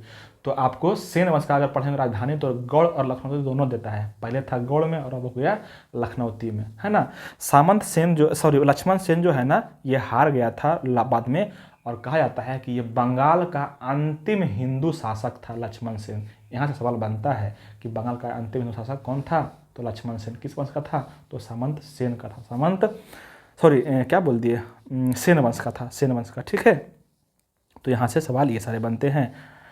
चलिए आगे करते हैं। अच्छा, लोधी का भी करें, लोधी का कभी बाद में कर लेंगे, थोड़ा बता देते हैं कि लोधी वंश का जो संस्थापक था बहलूल लोधी था, उसके बाद सिकंदर लोधी आया था, उसके बाद इब्राहिम लोधी खत्म हो गया। इब्राहिम लोधी पानीपत के प्रथम लड़ाई लड़ा था बाबर के साथ 1556 में 21 अप्रैल को, बाकी बात खत्म हो गया था ये, ठीक है। चलिए आगे बढ़ते हैं क्वेश्चन नंबर 65 में, वित्त विधेयक को प्रस्तुत करने के लिए कितने दिनों के भीतर संसद द्वारा पारित किया जाना होता है। अगर इस तरह का सवाल आए ना तो वित्त विधेयक को पारित करने के लिए जो होता है वो होता है 75 दिन, 75 डेज। ऑप्शन नंबर 1, इसमें कुछ नहीं बोल सकते हैं।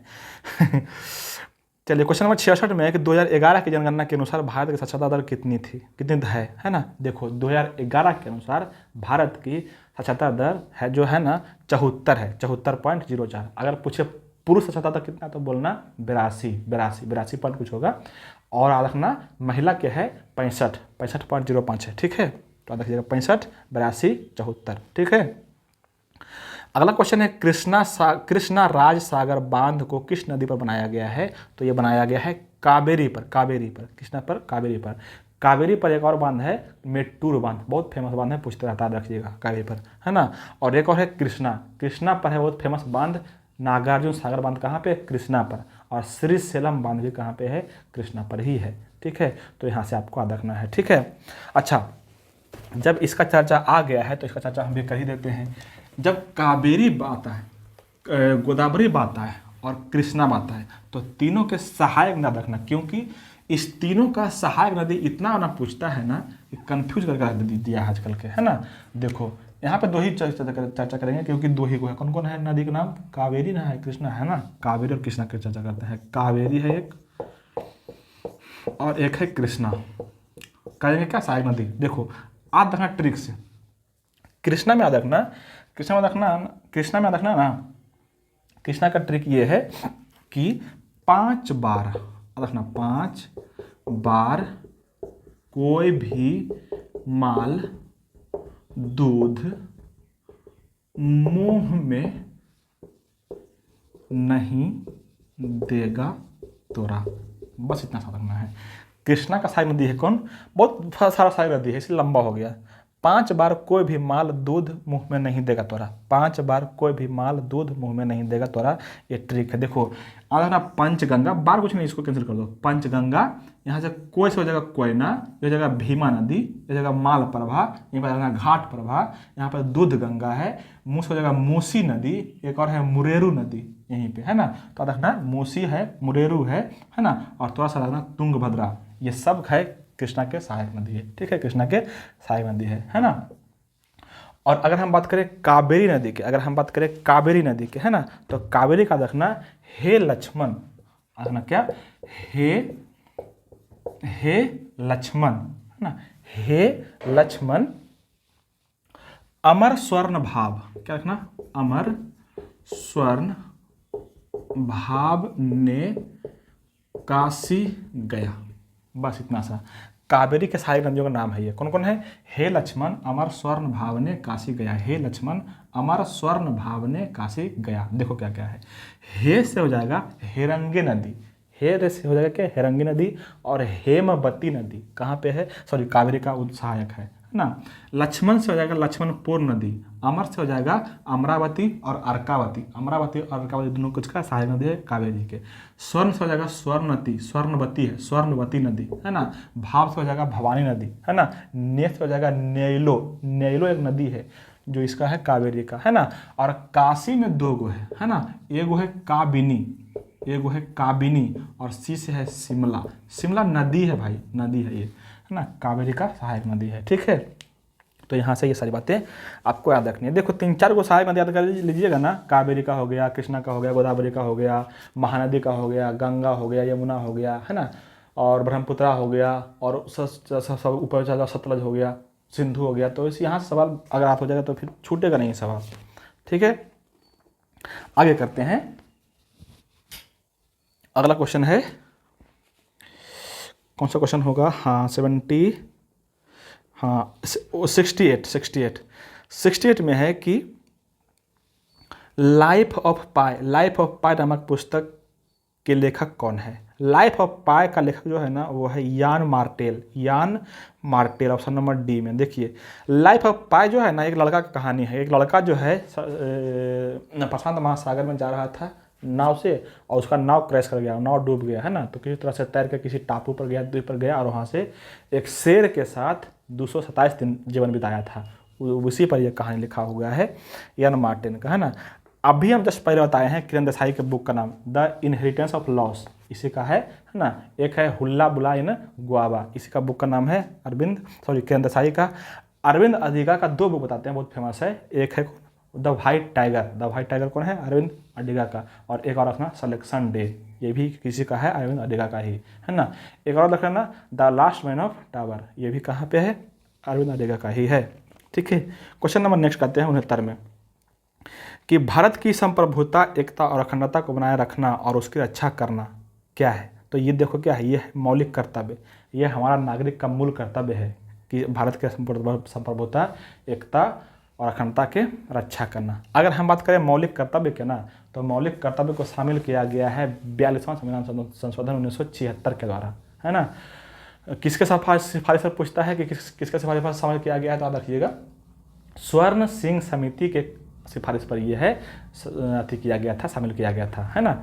यहाँ से ये हो गया। अब जो शुरू में था ना मूल कर्तव्य, ये 10 ही था, लेकिन अभी आप पढ़िएगा 11 को। तो 11वां मूल कर्तव्य जो जोड़ा गया है वो जोड़ा गया है 86वां संविधान संशोधन 2003 में। याद रखना इसको, है ना। 11वां कर्तव्य जोड़ा गया था, है ना। अगर मौलिक कर्तव्य कहाँ है तो संविधान के भाग 4 में अनुच्छेद 51 के क में, है ना। भाग 4 में अनुच्छेद 51 के क में, ठीक है। अगला क्वेश्चन है कि लॉर्ड चेम्सफोर्ड ने 1919 में जालियांवाला बाग की घटना की जांच के लिए किस समिति का गठन किया था? तो इसका आंसर हो जाएगा हंटर कमेटी, हंटर समिति की स्थापना किया था ये लॉर्ड चेम्सफोर्ड, ठीक है।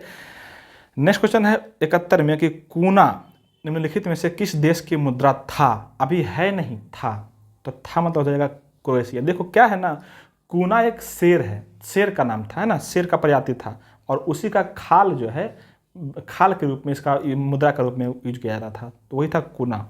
इसका प्रयोग होता था क्रोएशिया में। कूना कहाँ पे? क्रोएशिया में, ठीक है, क्रोएशिया में प्रयोग होता है। अगर संयुक्त अरब अमीरात का मुद्रा है दिरहम, संयुक्त अरब क्या हो जाएगा? दिरहम। केनिया का है शिलिंग, केनिया का क्या है? शिलिंग। और सूडान का हो जाएगा पाउंड, सूडान का क्या हो जाएगा? पाउंड, ठीक है। चलिए आगे बढ़ते हैं। अभी क्रोएशिया का दिनार है, क्रोएशिया का अभी जो है वर्तमान में दिनार है। क्वेश्चन नंबर 72 में देखते हैं, लॉर्ड कर्जन द्वारा बंगाल विभाजन के निर्णय का वास्तविक कारण किसे माना गया था? तो देखिए लॉर्ड कर्जन जो है ना, इसके कार्यकाल में बहुत सारा काम हुआ है ना। ये जो भारत विभाजन किया था ना, बंगाल विभाजन किया था, ये किया था 1905 में। इसको देखिएगा, ये कब किया था? 1905 में क्या किया था? बंगाल विभाजन, है ना। और इसका जो मूल उद्देश्य था, उद्देश्य ही पूछा है, इसका उद्देश्य था भारत में फूट डालो और राज करो की नीति का इसका उद्देश्य था, है ना। कर्जन के शासनकाल में बहुत सारा काम हुआ है, जैसे बहुत सारा आयोग की स्थापना हुआ है, जैसे सिंचाई आयोग हो गया, पुलिस आयोग हो गया, विश्वविद्यालय आयोग हो गया, शिक्षा आयोग हो गया, है ना। ये सब आयोग की स्थापना हुआ है इसी के कार्यकाल में 1903-4-5 में, है ना। विश्वविद्यालय के बारे में ये पुरातत्व सर्वेक्षण विभाग की स्थापना किया था, पुरातत्व सर्वेक्षण विभाग की भी स्थापना किया था यही, है ना। तो यहाँ से ये सब बातें याद रखना है आपको, ठीक है। चलिए नेक्स्ट करते हैं। क्वेश्चन नंबर नेक्स्ट में है कि इनमें से कौन सा जल डमरू मध्य रूस और संयुक्त राज्य अमेरिका के बीच स्थित है? तो देखिए यहाँ पे इसका आंसर हो जाएगा बेरिंग जल डमरू मध्य। बेरिंग जो है ना, रूस और अलास्का को अलग करता है। अलास्का कहाँ पे पड़ता है? अमेरिका का भाग है, तो रूस और अमेरिका का कौन हो जाएगा? बेरिंग, है ना। पाक जल डमरू मध्य कहाँ पे है? तो भारत और श्रीलंका के बीच पाक जल डमरू मध्य है। भारत और श्रीलंका के बीच पाक है, भारत पाकिस्तान के बीच कभी मत मानना, गलती हो जाएगा, है ना। और ऑप्शन नंबर बी में है डोबर। डोबर जो है ना, डोबर जल डमरू मध्य जो है फ्रांस और इंग्लैंड के बीच है, फ्रांस और इंग्लैंड के बीच है कौन? डोबर जल डमरू मध्य। और मैगलन जो है वो उत्तरी प्रशांत महासागर में पड़ता है ना। और ये चिली में पड़ता है, चिली स्टेट, चिली राज्य में, ठीक है। क्वेश्चन नंबर 74 में है कि द्वीप समूह Tierra del Fuego, Tierra del Fuego जो है किस महाद्वीप पर स्थित है? तो यह है दक्षिण अमेरिका का एक बहुत फेमस द्वीप है, यहाँ पे दक्षिण अमेरिका में, option number C. Question number 75 में है कि अफ्रीकी देश घाना की राजधानी कहाँ है। तो घाना की राजधानी कहाँ है? घाना क्या है? अक्रा। घाना क्या है? अक्रा। देखिए अफ्रीकी देश का राजधानी जो है थोड़ा सा टफ होता है, तो इसको रट्टा मार दीजिए 2 बार, आपको फायदा करेगा, है ना। घाना के कहाँ पे है? अक्रा। अस्मारा जो है, अस्मारा ऑप्शन नंबर 1 में, ये इरिट्रिया के है। इरिट्रिया की राजधानी कहाँ पे है? अस्मारा, है ना। मोजाम्बिक के मपूतो है, और सेनेगल के डकार है ना। जैसे पूरा निगल के क्या किया, पूरा खा के डकार लिया, है ना। तो सेनेगल का क्या हो जाएगा? डकार हो जाएगा, ठीक है। क्वेश्चन नंबर 77 में है, सॉरी 76 में है कि मंगोलिया देश निम्नलिखित में से किस महाद्वीप में स्थित है। तो मंगोलिया जो पड़ता है ना, वो चीन के पश्चिमी हिस्सा में चीन के पश्चिमी हिस्सा में पड़ता है ना। तो ये कहाँ पर जाएगा? एशिया में हो जाएगा। क्वेश्चन नंबर 77 में है कि बिहार पंचायत का राज अधिनियम कब पारित किया गया था। बिहार पंचायत राज अधिनियम कब पारित किया गया था? तो ये किया गया था 2006 ईस्वी में, है ना। ऑप्शन नंबर डी में। देखिए अब पंचायत राज से जितना भी संबंधित बात है हम सब बात बोल देते हैं। पंचायती राज से संबंधित जितना बात है ना सब बोल देंगे। देखिए क्या हुआ था ना, थोड़ा सा कहानी बताते चलते हैं तो मजा आएगा सुनने में। हम लोग जब आज़ाद हुए ना तो हम लोग बहुत गरीबी थे, भारत में, पूरे भारत में बहुत गरीबी था, है ना। तो सरकार चाहता था कि सबको तो कुछ अगर जो भी यहाँ से पैसा जितना भी भेजें हम गरीब किसानों को, चाहे गरीब तबके के लोग को, सबको बराबर मिले, है ना। तो इसमें क्या हो रहा था, जो गांव में बहुत दूर है, जैसे दिल्ली यहाँ पे बहुत दूर में है और दिल्ली से गांव बहुत दूर में रहता है, तो सबको भेज पाना मुश्किल नहीं हो रहा था, मतलब कि पैसा बीच में ही खत्म हो रहा था, गरीब के पास पहुँच नहीं रहा था। तो इसके लिए जवाहरलाल नेहरू समय थे प्रधानमंत्री, इसके लिए उन्होंने क्या किया, एक समिति गठन किया। उसको उस समिति का नाम है बलवंत राय मेहता समिति। उस समिति का नाम क्या है? बलवंत राय मेहता समिति। और बलवंत राय मेहता समिति का गठन कब किया गया था? बहुत बार पूछा हुआ क्वेश्चन है।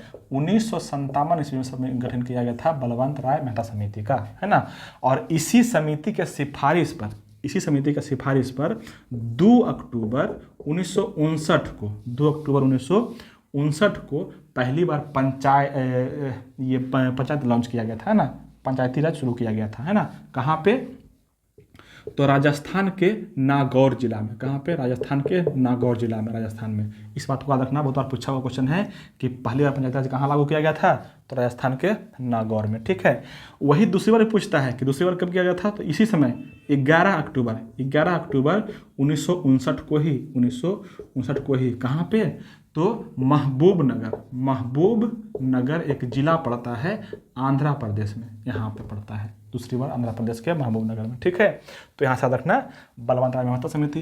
कुछ समिति जो है ना अपनी जगह से बहुत इंपॉर्टेंट है, जो बार बार पूछते रहता है। तो पहला हो गया आपका कौन? बलवंत राय मेहता समिति। दूसरा हो गया ये 1977 में अशोक मेहता समिति। दूसरा कौन है? 1977 में अशोक मेहता समिति। फिर तीसरा है 1985 में है ये PVK समिति, PLV समिति, है ना, PLV समिति। 86 में है सिंधवी समिति। 86 में कौन हो जाएगा? सिंधवी समिति। 88 में है थुंगन समिति। तो इतना समिति कम से कम आपको याद रखना है। अगर बात पूछ दे कि पंचायत जो होता है भारत में ये कैसा है, तो ये भारत में जो पंचायती व्यवस्था है ना वो त्रिस्तरीय है। कैसा है? त्रिस्तरीय व्यवस्था है ना। त्रिस्तरीय में से क्या हो जाएगा? एक होता है जिला पंचायत, एक होता है ब्लॉक पंचायत, और एक होता है ग्राम पंचायत, है ना। एक होता है कौन? ग्राम पंचायत। तो जिला पंचायत, ब्लॉक पंचायत और ग्राम पंचायत, इस तरह से त्रिस्तरीय। ये हो गया नगरीय क्षेत्र, ये हो गया कौन? ग्रामीण क्षेत्र में। अगर नगर है ना, तो पहला जो होता है ना, वो होता है नगर निगम, दूसरा होता है नगर पंचायत, और तीसरा होता है नगर पालिका। तो यहाँ भी 3 गो, है ना। इस तरह से पंचायती व्यवस्था जो है भारत में कैसा है? त्रिस्तरीय, ठीक है। आगे बढ़ते हैं और क्वेश्चन नंबर 78 पे आते हैं। काम के बदले अनाज कार्यक्रम किस पंचवर्षीय योजना में चलाया गया था? देखिए काम के बदले अनाज चलाया गया था 1977-78 में। ये चलाया गया था कब? 1977-78 में, 5वीं पंचवर्षीय योजना में, है ना। 5वीं, हाँ ठीक है। 14 से 5वीं चला था, 14 से 78 तक। 5वीं पंचवर्षीय योजना कब है? 14 से 78 तक। तो 77 से 78 में काम के बदले अनाज, ठीक है। चलिए आगे बढ़ते हैं। अखिल भारतीय बाघ अनुमान 2022 नामक रिपोर्ट के अनुसार सर्वाधिक बाघों की संख्या किस राज्य में है? तो ये सबसे अधिक जो है ना मध्य प्रदेश में है। 629 के आसपास यहाँ पे बाघ की संख्या है, ठीक है। क्वेश्चन नंबर 80 में है कि ICC पुरुष एक दिवसीय क्रिकेट विश्व कप 2023 की मेजबानी कौन देश करेगा? तो ये तो करेगा क्या, हो चुका है ना, ये हो चुका है कहाँ पे, भारत में हो चुका है, जो भारत हार चुका है वर्ल्ड कप विश्व फाइनल मैच। ठीक है, क्वेश्चन नंबर अगला है कि बिहारी पुरस्कार, हाँ बिहारी पुरस्कार किस क्षेत्र से संबंधित है? देखो बिहारी पुरस्कार जो है ना, ये दिया जाता है साहित्य में, है ना। के बिरला फाउंडेशन द्वारा 1991 में स्थापित राजस्थान सरकार द्वारा दिया जाता है बिहारी पुरस्कार, है ना। अब भी अगर हम बात करें अभी के वर्तमान के, तो बिहारी पुरस्कार मिला है मधु हांडा को, मधु हांडा को मिला 2023 का बिहारी पुरस्कार। ठीक है, साहित्य के लिए। क्वेश्चन नंबर 82 है कि कौन सा राज्य महिला एशियाई चैंपियंस ट्रॉफी 2023 की मेजबानी करने के लिए तैयार है? ये तैयार है झारखंड, झारखंड इसका आंसर हो जाएगा। क्वेश्चन नंबर 83 में है कि सात्विक साईराज रनकीरेड्डी और चिराग शेट्टी ये कौन सा खेल खेलता है? ये बहुत बार पूछा हुआ क्वेश्चन है, बहुत फेमस क्वेश्चन है, ये बैडमिंटन खेलता है, दोनों बैडमिंटन खेलता है। ठीक है, और नेक्स्ट क्वेश्चन है विश्व खुशहाली रिपोर्ट 2023 में भारत का स्थान कौन सा है? तो खुशहाली रिपोर्ट में भारत का स्थान है वो है 126, मतलब 126वां। हम लोग अधिकतर खुश नहीं रहते, हम लोग नाराज रहते हैं। ठीक है, और 85 नंबर क्वेश्चन में है कि एक जिला एक उत्पाद किस केंद्रीय मंत्रालय द्वारा प्रारंभ किया गया? तो एक जिला और एक उत्पाद जो है वो किया गया है ग्रामीण विकास मंत्रालय द्वारा, ग्रामीण विकास मंत्रालय द्वारा शुरू किया गया है, एक जिला और एक उत्पाद। अब नेक्स्ट क्वेश्चन 46 में मैथ है, तो मैथ को छोड़ देते हैं। अब आते हैं जीके, नेक्स्ट जीके पर 101 में। अब नेक्स्ट जीके जो है ना 101 है, 101 नंबर में। ठीक है, देखिए 101 नंबर में है कि निम्नलिखित विकल्पों में से कौन सा उपधातुओं का गुणधर्म है? बोल रहा है इसमें से कि उपधातु का गुणधर्म कौन सा है ना, उपधातु के। तो उपधातु जो है ना मुख्य रूप से 6 ही गो है ना। कौन कौन है? तो boron, silicon, germanium, antimony, arsenic और टेल्यूरियम, ये 6 गो उपधातु है। आप देखिएगा यहाँ पे पूछ रहा है कि गुणधर्म कौन है। देखो आघात पर इसका गुणधर्म नहीं है, आघात ये है अधातु का, आघात पर कौन है? अधातु का। तन्यता जो है धातु का गुणधर्म है, और धन्यात्मक जो है ये भी धातु का है, तो कौन हो जाएगा? अर्धचालक। उपधातु जो होता है ना हमेशा अर्धचालक ही होता है। ठीक है, तो अब रखिएगा। क्वेश्चन नंबर 102 में है कि किस कार्बनिक यौगिकों का नाम से प्रत्यय अल जुड़ा होता है? तो ये देखो प्रत्यय जो है किसी वर्ड के पहले लगता है और उपसर्ग लगता है बाद में। तो पहले किस में लगा हुआ है? अल, एल्डिहाइड में लगा हुआ है, तो क्या जाएगा? Option number B, aldehyde. यहीं पे बात करें अगर हम एल्किन एल्काइन के, तो देखो यहाँ पे बोल देते हैं सूत्र। एल्केन का होता है सूत्र CnH2n+2, एल्किन का होता है CnH2n, और एल्काइन का होता है CnH2n-2 होता है ना। यहीं पर बात कर रहे हैं बॉन्ड के, मतलब कि दोनों के बीच, कार्बन के बीच कितना बॉन्ड होता है, कितना बॉन्ड होता है? तो एल्केन के बीच होता है 1 बॉन्ड कार्बन के बीच, और एल्किन के बीच होता है 2 बॉन्ड, और एल्काइन के बीच होता है ट्रिपल बॉन्ड, 3 बॉन्ड। ठीक है, यहाँ सवाल बनता है। ठीक है, आगे बढ़ते हैं क्वेश्चन नंबर 103 में। निम्नलिखित में से किस तत्व के लवण प्रायः नीले रंग के होते हैं? तो लवण जो होता है ना नीला, वो कॉपर का होता है, Cu कॉपर का। ठीक है, नीला। क्वेश्चन नंबर 104 में है कि नींबू के रस का pH मान कितना होता है? तो सब जानता है 2.2 होता था, यहाँ पे 2 दिया होता है 2 हो जाएगा। ठीक है, आगे बढ़ते हैं। अच्छा अब थोड़ा सा करते हैं, जो pH है क्या होता है? pH का मतलब होता है पोटेंशियल ऑफ हाइड्रोजन। pH का मतलब क्या था? पोटेंशियल ऑफ हाइड्रोजन, है ना। और इसका खोज पहली बार किए थे कौन? तो ये किए थे सोरेनसन, है ना। क्वेश्चन नंबर 105 में है कि मिश्रण का निर्माण किस प्रकार के तत्वों के संयोग से होता है? देखो मिश्रण का निर्माण तीनों से होगा, ठोस से भी होगा, द्रव से होगा, गैस से भी होगा। कैसे मिश्रण? देखो ठोस, जैसे कोई धातु है, अल्युमिनियम और सोना है, अल्युमिनियम और चांदी, तो मिला के बनाता है ना एलॉय, जिसको बोलते हैं मिश्र धातु जिसको बोलते हैं, है ना।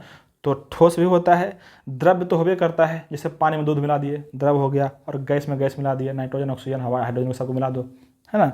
तो ये तीनों हो जाएगा, ठोस, द्रव, गैस, तीनों से। क्वेश्चन नंबर 106 में है कि 0.02 ग्राम अणु हाइड्रोजन का NTP पर आयतन कितना होगा? इसका होता है 448 मिली, है ना। हाँ, क्वेश्चन नंबर 107 में है 107 में कि रासायनिक परिवर्तन के साथ होते हैं, क्या होते हैं? देखो रासायनिक परिवर्तन जब भी हो ना, परिवर्तन दो प्रकार से होता है, भौतिक परिवर्तन और एक रासायनिक परिवर्तन। तो रासायनिक परिवर्तन जो है इसमें क्या होगा? नया पदार्थ बनता है, जैसे एक है क्लोरीन और एक है सोडियम, दोनों जब मिल जाता है तो बनता है सोडियम क्लोराइड, तो नया पदार्थ बना ना। तो बना गया क्या, नया पदार्थ बनता है, सही बात है। दूसरा ऑप्शन में है कि निकाय की एंथैल्पी में परिवर्तन होता है, सही बात है। निकाय की एंथैल्पी को ही बोला जाता है उसकी ऊर्जा, एनर्जी जिसको बोलते हैं, एनर्जी सर बोलते हैं ना, उसी को बोला जाता है एंथैल्पी, है ना। तो इसमें भी चेंजेस आ जाते हैं, है ना, क्योंकि इलेक्ट्रॉन का बदला होता है, इसलिए चेंज हो जाएगा। तीसरा ऑप्शन है कि पदार्थ के रासायनिक गुण में परिवर्तन, सही बात है। क्लोरीन और सोडियम जो है दोनों का गुण बदल के बनता है क्या, नमक सोडियम क्लोराइड, तो गुण परिवर्तन हो जाता है, इसलिए इसमें क्या जाएगा आंसर, उपरोक्त सब सही है, सब सही है। ठीक है, क्वेश्चन नंबर 108 में है कि आवर्त सारणी में किसी तत्व की स्थिति उसमें मौजूद किसकी संख्या से निर्धारित होती है। देखो, आवर्त सारणी में कोई भी तत्व कहाँ पे है ना, इसका निर्धारण किया गया है किसके द्वारा, प्रोटॉन के द्वारा, क्योंकि किसी भी एलिमेंट में जितना प्रोटॉन है वही उसका क्या है, एटॉमिक नंबर है, एटॉमिक नंबर है। तो एटॉमिक नंबर के अकॉर्डिंग ही आवर्त सारणी में क्या है, सब अरेंज है एलिमेंट, है ना। तो इसका आंसर क्या हो जाएगा, प्रोटॉन। प्रोटॉन अगर बात करें प्रोटॉन की, तो प्रोटॉन के खोज कौन किए थे, गोल्डस्टीन। इलेक्ट्रॉन, प्रोटॉन, न्यूट्रॉन, ठीक है। तो न्यूट्रॉन रहता है सबसे बाहर में, न्यूट्रल रहता है, उदासीन रहता है, प्रोटॉन प्लस चार्ज रहता है और इलेक्ट्रॉन नेगेटिवली चार्ज रहता है। कितना, 1.6 × 10⁻⁻19 कूलम्ब, ठीक है। चलिए नेक्स्ट में है क्वेश्चन कि 109 में कि निम्नलिखित में से कौन सा रोग मच्छरों द्वारा फैलता है। तो मच्छर द्वारा फैलने वाला रोग है फाइलेरिया। मच्छर द्वारा कौन होता है, फाइलेरिया। ये होता है निमेटोडा से, याद रखिएगा, निमेटोडा जो है ना एक कृमि है, उससे होता है फाइलेरिया, जो मच्छर के द्वारा फैलता है। घेंगा तो होता है अथी से, आयोडीन की कमी से, है ना, आयोडीन की कमी से होता है घेंगा। और निमोनिया जो होता है सिफाइलोकोकस निमोनी से होता है ना, वायरस से होता है ये, सिफाइलोकोकस निमोनी वायरस है एक, ठीक है। और सॉरी, सिफाइलोकोकस निमोनी बैक्टीरिया है, बैक्टीरिया से होता है, बैक्टीरिया से, है ना। और हैजा जो है ये होता है वायरस से, सॉरी हैजा भी होता है बैक्टीरिया से, है ना। इसको बोलते हैं क्या, विब्रियो कॉलेरी बैक्टीरिया से होता है हैजा, है ना। गंदा पानी से भी होता है ये हैजा, गंदा पानी बैक्टीरिया रहता है, उससे फैलता है, ठीक है। क्वेश्चन नंबर 110 में है कि यदि मेढक टिड्डे को खा जाए तो ऊर्जा स्थानांतरण किस दिशा में होगा। देखो, अगर मेढक टिड्डा को खा जाएगा ना, है ना, देखो इसका जो अथी होता है ना, कैसे कैसे होता है, सबसे नीचे में रहेगा घास, घास खाएगा टिड्डा, टिड्डा खाएगा मेढक, मेढक को खाएगा सांप, सांप को खाएगा चील, तो ऐसे होता है ना। तो इसमें क्या करना है, जो घास है, ये जो पौधे होते हैं उसको बोला जाता है उत्पादक, उसको क्या बोला जाता है, उत्पादक। और जो उत्पादक को खाता है उसको बोलता है उपभोक्ता। तो सो जो घास को खाया, कौन खाया, टिड्डा, तो टिड्डा को बोलते हैं प्राथमिक उपभोक्ता। और जो टिड्डा को खाएगा उसको बोलेंगे द्वितीयक उपभोक्ता, है ना। जो उसको खाएगा उसको बोलेंगे तृतीयक उपभोक्ता। तो ऐसे होता है, लेकिन उत्पादक कौन रहेगा, हमेशा घास ही रहेगा या पौधे कोई भी तरह के। तो इसमें ऑप्शन के देखो, ऑप्शन सी में है कि टिड्डा, क्वेश्चन फिर से पढ़ लेते हैं, मेढक टिड्डे को खा जाए तो क्या होगा। तो मेढक क्या खा रहा है, टिड्डा को खा रहा है, मतलब टिड्डा घास को खाया होगा, है ना। तो यहाँ पर हो जाएगा आंसर इसका क्या, प्राथमिक उपभोक्ता से द्वितीय उपभोक्ता की दिशा में, सही बात है। ऊर्जा का स्थानांतरण जो होता है, प्राथमिक उपभोक्ता कौन था, टिड्डा, उसको खा लेगा मेढक, प्राथमिक उपभोक्ता से द्वितीय उपभोक्ता में ऊर्जा स्थानांतरण होता है। क्वेश्चन नंबर 111 में है कि छुई मुई का पौधा किस कुल का सदस्य है। देखिए, छुई मुई का अगर आपको वैज्ञानिक नाम पता होगा तो ये क्वेश्चन बहुत ईजी लगेगा। छुई मुई का वैज्ञानिक नाम होता है मिमोसा पुडिका, मिमोसा पुडिका, है ना। तो यहाँ पे देखिए क्या है, ऑप्शन नंबर सी में है मीमोसैमी, मीमोसैसी। तो ये हो जाएगा क्या, इसका कुल का नाम है मीमोसैसी, ठीक है, ये इसका कुल का नाम है। क्वेश्चन नंबर 112 में है कि पेप्टिक व्रण के जीवाणु का पता लगाने वाले वैज्ञानिक का नाम क्या था। तो इसका आंसर हो जाएगा ऑप्शन नंबर 1 और ऑप्शन नंबर बी दोनों, मतलब कि ऑप्शन नंबर डी हो जाएगा राइट आंसर, रॉबिन वारेन और बैरी मार्शल, रॉबिन वारेन और बैरी मार्शल, है ना। क्वेश्चन नंबर 113 में है कि किसी पारितंत्र में अपघटक अकार्बनिक पदार्थ को सरलतम रूप में बदल देते हैं। अच्छा, अपघटक क्या करता है ये बताना है ना। देखो, अपघटक जो है ना, अपघटक किसको कहते हैं पहले समझिए। अपघटक जो है ना, कहते हैं लगभग बैक्टीरिया हो गया या कवक हो गया, ये सब होता है। जैसे अब कोई जीव है, कोई जीव मर गया है ना, तो सड़ जाता है, सड़ के कहाँ जाता है, सड़ के कहाँ जाएगा वो, है ना। देखिए हम बताते हैं, कोई ऐसे कोई जीव मरा पड़ा है, इसमें लग गया क्या, बैक्टीरिया लग गया, इसमें क्या लग गया, बैक्टीरिया, है ना। बैक्टीरिया को कहते हैं क्या, अपघटक, ये कहता है अपघटन। तो इसमें जितने भी पदार्थ थे, जितना भी प्रोटीन था, वसा था, है ना, जितना भी कार्बनिक पदार्थ था, जितना था क्या, कार्बनिक पदार्थ, उसको ये क्या किया, खा लिया, है ना, क्या हुआ, खा लिया, और बाद में इसको तोड़ देता है किसमें, एनर्जी में। बस मतलब क्या था, इसको तोड़ देता है एनर्जी में, तो तोड़ देता है किसमें, अकार्बनिक पदार्थ में तोड़ देता, बदल देता है, मतलब कि जल में बदल देता है, कार्बन डाइऑक्साइड में बदल देता है, एनर्जी में बदल देता है, खत्म हो गया, है ना। तो इसका आंसर क्या जाएगा, option number B. Next question है कि केब रोग का दूसरा नाम क्या है। तो केब रोग जो होता है ना, जनरली पशुओं में होता है, पशुओं में फैलने वाला रोग है। इसका दूसरा नाम डी नंबर ऑप्शन में है, रेटिकुलो एंडोथेलियोसिस। रेटिकुलो एंडोथेलियोसिस इसका बोला जाता है ना। जनरली अथी में होता है, जानवर में होता है, मानसिक संतुलन से बिगड़ जाता है जानवर का, ठीक है। क्वेश्चन नंबर 115 में है कि हेपेटाइटिस ई के विषाणु किसके द्वारा स्थानांतरित होते हैं। तो हेपेटाइटिस ई का जो वायरस जो फैलता है वो होता है जल द्वारा, गंदा पानी द्वारा इसका जो है फैलता है हेपेटाइटिस ई का वायरस, ठीक है। चलिए